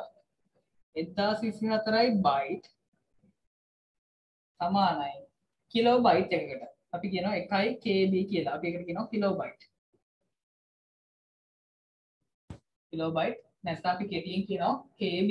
කැපිටල් වලින් KB කියලා පෙන්නන්නේ කිලෝ බයිට් කියන එකකේ. ඊට පස්සේ පුතේ කිලෝ බයිට් එකතු වෙනවා 1024ක්. කිලෝ බයිට් 1024ක්. කිලෝ බයිට් 1024ක් හදුනම මොකක්ද හැදෙන්නේ? තමයි දන්නවනම් කියන්නේ. මෙන්න මේ කිලෝ බයිට් 1024 ගොඩකට අපි කියනවා මොකක්ද? කවුද දන්නේ ඉන්නේ? MB එකක්. MB එකක්. මෙගාබයිට් එකක්. 1යි මෙගාබයිට්. මෙගාබයිට්. මෙගාබයිට් එකක් කියලා කියනවා අපි 1යි MB එක කැපිටල් වලින් තමයි පෙන්නන්නේ 1යි MB මෙගාබයිට්. ඊට පස්සේ පුතේ මෙගාබයිට් 1024ක් එකතු වෙනවා. මෙගාබයිට් 1024ක්. මෙගාබයිට් 1224ක් එකතු වුණොත් හැදෙන්නේ මොකක්ද? GB එක. GB එකක්. හරියටම හරි. very good. ගිගාබයිට්. ගිගාබයිට්. අපි ඒකට කියනවා GB කියලා. ගිගාබයිට් එකක් හැදෙනවා. ඊට පස්සේ ගිගාබයිට් 1224ක් එකතු වෙනවා. ගිගාබයිට් 1224ක්. GB 1224ක් එකතු වුණොත් හැදෙන්නේ මොකක්ද? ටෙරාබයිට් එක. ටෙරාබයිට් එකක්. එකයි ටෙරාබයිට්. ටෙරාබයිට්. TB. ඊට පස්සේ පුතේ ටෙරාබයිට් 1224ක් එකතු වෙනවා. ඒක පේන්නේ මම ඒක මෙන්න මේ පැත්තෙන් ලියන්නම්. ඊට පස්සේ ටෙරාබයිට් 1224ක්. ටෙරාබයිට් 1224ක් එකතු වුණොත් හැදෙන්නේ මොකද්ද පුතේ?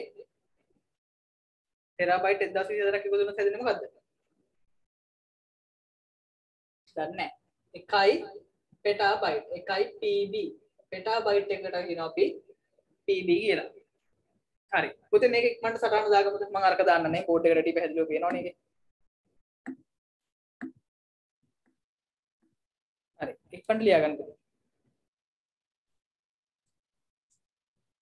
පුතේ ඔය කට්ටිය ටියුට් එක අර කොටු කරලා තියෙන තැන ඔක ලියන්න.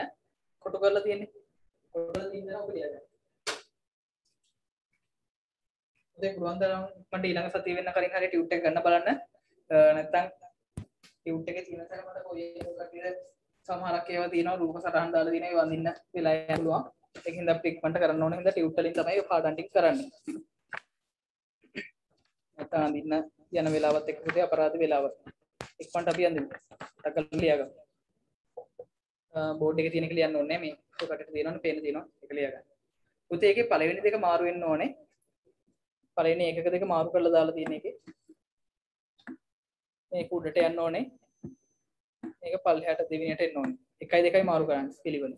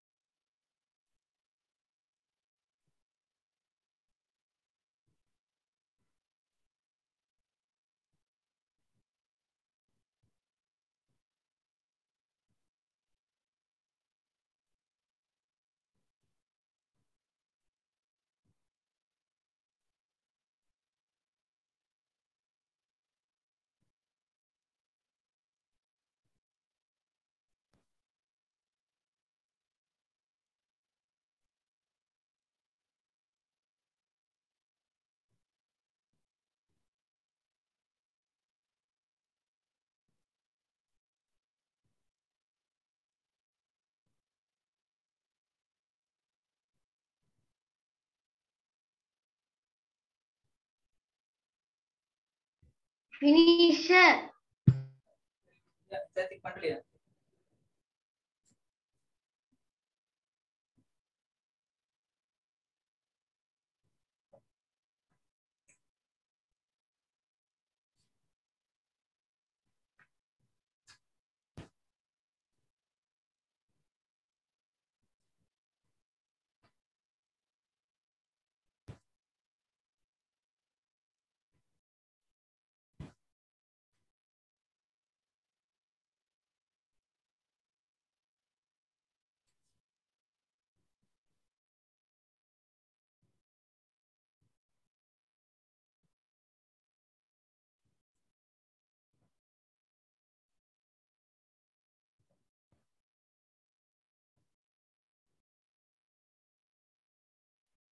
හරි සර්.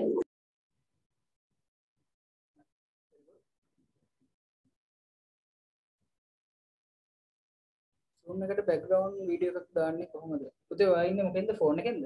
phone එකෙන් හිටියොත් ඒ වැඩේ හරියන්නේ නැහැ. ඔයා computer එකකින් එනවා. lap එකෙන්. පුතේ lap එකෙන් log in වෙනවා ඔයාට video on කරන තැන උඩට ඊතලයක් තියෙනව නේද? ඒ ඊතලේ උඩ click කරාට පස්සේ තියෙනවා video setting කියලා. video setting කියලා තියෙන්නේ. එතනට ගියාට පස්සේ පුතේ තියෙනවා ඔයාගේ setting ටිකක් පෙන්වනවා ඊට පස්සේ. අලුත් window එකක් එනවා. සර් green screen එක තියෙනවනේ නේද සර් ඒව දාන්න සර් එහෙම ඕනේ නැහැ පුතේ. මම දාලා පෙන්නන්නද නිකන්. පුතේ තව ලියනා ඉන්නවද? නෑ නේද? මේ දෙන්න පුතේ වීඩියෝ සෙටින් වලට ගියාට පස්සේ තියෙනවා බෑග්ග්‍රවුන්ඩ් and ෆිල්ටර් කියලා. මම නිකන් එකක් දාලා පෙන්නන්නම්. තියෙනවා මේ ග්‍රීන් ස්ක්‍රීන් එක නෑ පුතේ. මේ. ඔයාලට පේනවනේ හොඳට? සර් තනි පාට ස්ක්‍රීන් එක තියෙනව නේද සර් ඔව් පුතේ ග්‍රීන් ස්ක්‍රීන් එක නැතුණාට කමක් නැහැ. ඔයාගේ සුදු පාට පිට් වගේ මේ වගේ පේන්න තියෙනවා නම් ප්‍රශ්නයක් නැහැ මේ. සුදු පාට පේන්නේ. මම ওই සුදු පාට රත් දැම්මොත් විතරයි පේන්නේ. සාමාන්‍යයෙන් මෙහෙම ගත්තම මාව මේ විදිහට ආවට පස්සේ මාව තමයි පේන්නේ. ඒ කියන්නේ පුතේ තනි පාටක් තියෙන්න ඕනේ ගොඩක් වෙලාවට. ඒකට මේ වගේ මට වීඩියෝ ඉන්න නෑනේ සෝමයි. මොකද පුතේ? තනි පාට නැති වුණත් හොඳට තියෙනවනේ බෑග්ග්‍රවුන්ඩ් එක. ඔව් පුතේ ඔයාගේ කැම් එකේ ක්වොලිටි එක ගත්තම ඒක තීරණය වෙනවා. තනි පාට නැතුණත් ඔයාගේ කැම් එකේ ක්වොලිටි එක වැඩි නම් පික්සල් ගන්න වැඩි නම් ඒක ප්‍රශ්නයක් වෙන්නේ නැහැ. ඒ කියන්නේ පොඩක් ලෝ ක්වොලිටි කැම් එකක් තියෙනවා නම් ගොඩක් වෙලාවට හඳුනගන්නේ නැහැ. ඔක තියෙන්නේ background and files එකේද? ඔව් background and filters කියලා තියෙන්නේ. ඒක උඩ ක්ලික් කරාට පස්සේ තියෙන පුතේ virtual background කියලා. ඒක තියෙනවා video filter කියලා තැනකුයි virtual background කියලා තැනකුයි. ඔය virtual background එකේ වඩ පුළුවන් අර ධන ලකුණක් තියෙනවා. ඒක උඩ ක්ලික් කරලා ඕන තරම් වීඩියෝ ඇඩ් කරගන්න පුළුවන් උතන්ට. වීඩියෝ මේ වගේ රූපයක් ඕන එකක් දාන්න පුළුවන් පුතේ. add image කියලා විතරයිනේ තියෙන්නේ. ඔව් එතනින් ඇඩ් කරගන්න පුතේ. ඒක උඩ ක්ලික් කරලා image එකක් ඇඩ් කරගන්න ඕනේ ඔයා. කම්පියුටර් එක කොතන හරි තැනක තියෙන එකක්. ඒතර ඔයාලට පුළුවන් ඕන එකක් දාගන්න. ඔය ඕන එකකට මාරු වෙන්න live background එකක් දාන්න කොහොමද? වීඩියෝ add කරන්න බෑ. පුතේ වීඩියෝ ඇඩ් කරන්න පුළුවන් එතනින්. ඒ ප්ලස් මාක් එක ක්ලික් කරාට පස්සේ add image කියලා තියෙනවා. add video කියලා තියෙනවා. බලන්න ඔයා හරියට බලන්න නෑ පුතේ. add image add video කියලා තියෙනවා. පුතේ zoom ගැන ඔයාලට ඉගෙන ගන්න ඕන. add video නෑ සර්. ඔව්.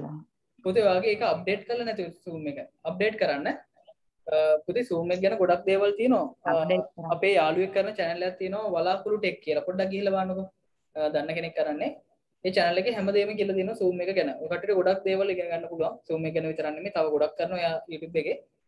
වලාකුළු ටෙක් පොඩ්ඩක් සර්ච් කරලා බලන්න. ගොඩක් දේවල් ඉගෙන ගන්න පුළුවන් මෙන්න මේ zoom එකට අදාළව. ඔය ළමයි ගොඩක් වෙලාට අහද්දි මම ඔය වගේ channel එකක් කියනවා. ඒකට පුතේ මට මේක ෆෝන් එකේ background එකක් දාන්නේ කොහමද? මොකද පුතේ? ෆෝන් එකේ පුතේ ෆෝන් එකට ඒ ඔප්ෂන් එක දීලා නැහැ මේ කට්ටිය. ෆෝන් එකට සපෝට් කරන්නේ නැහැ visual background එක. ඒ කියන්නේ ඔයාලට වෙනම ලැප් එකකින් හරි ටැබ් එකකින් හරි එන්න වෙනවා. Windows version එකකින් આવුත් විතරයි දාන්න දීලා තියෙන්නේ. මම පොඩ්ඩක් බලලා කියන තව මොනවා හරි ක්‍රමයක් තියෙනවද කියලා. වෙලාව බලමු අපි 55යි. ඉතුරු කොටස පුතේ කරන්න අපිට ටයිම් එක මදි. අපි ඊළඟ දවසේ ඉතුරු කොටස කරමු එහෙනම්. අපි එහෙනම් අපි මෙතනින් අදට පන්තියේ මේ කොටස නවත්තමු. ඊළඟ දවසේ කරලා අපිට තව චූටි කොටසක් ඉතුරු වෙන්නේ. ගණන් ටික හැදුවට පස්සේ පාඩම ඉවරයි. ඊට පස්සේ අපේ දෙවෙනි පාඩම පටන් ගන්නවා මේ මාසෙම ඇතුළත. ඒතර ප්‍රශ්නයක් නැහැ අපිට ඉක්මනට මේ මාස දෙක තුන ඇතුළත පාඩම් ගොඩක් කවර් කරගන්න පුළුවන් වෙයි කියලා මම හිතනවා. දෙසැම්බර් මාසයේ වෙද්දී ප්‍රශ්නයක් වෙන්නේ නැහැ. පුතේ පාඩම ඉවරනාට පස්සේ අනිවාර්යයෙන්ම වර්ක්බුක් එකක් කරලා නැත්නම් කරන්න ගන්න.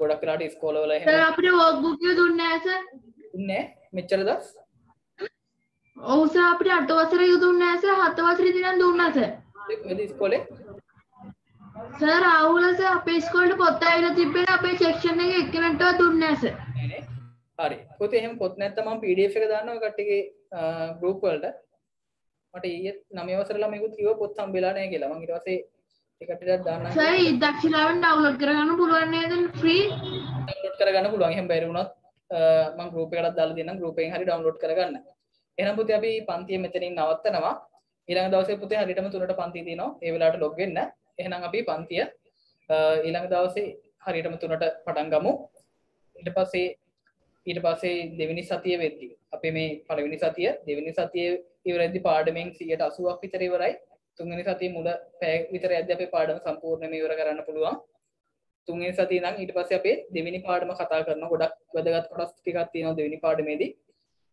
එහෙනම් ළමයි හැමෝටම අයබෝවන් අයිබෝන් සර් අයබෝවන් සර්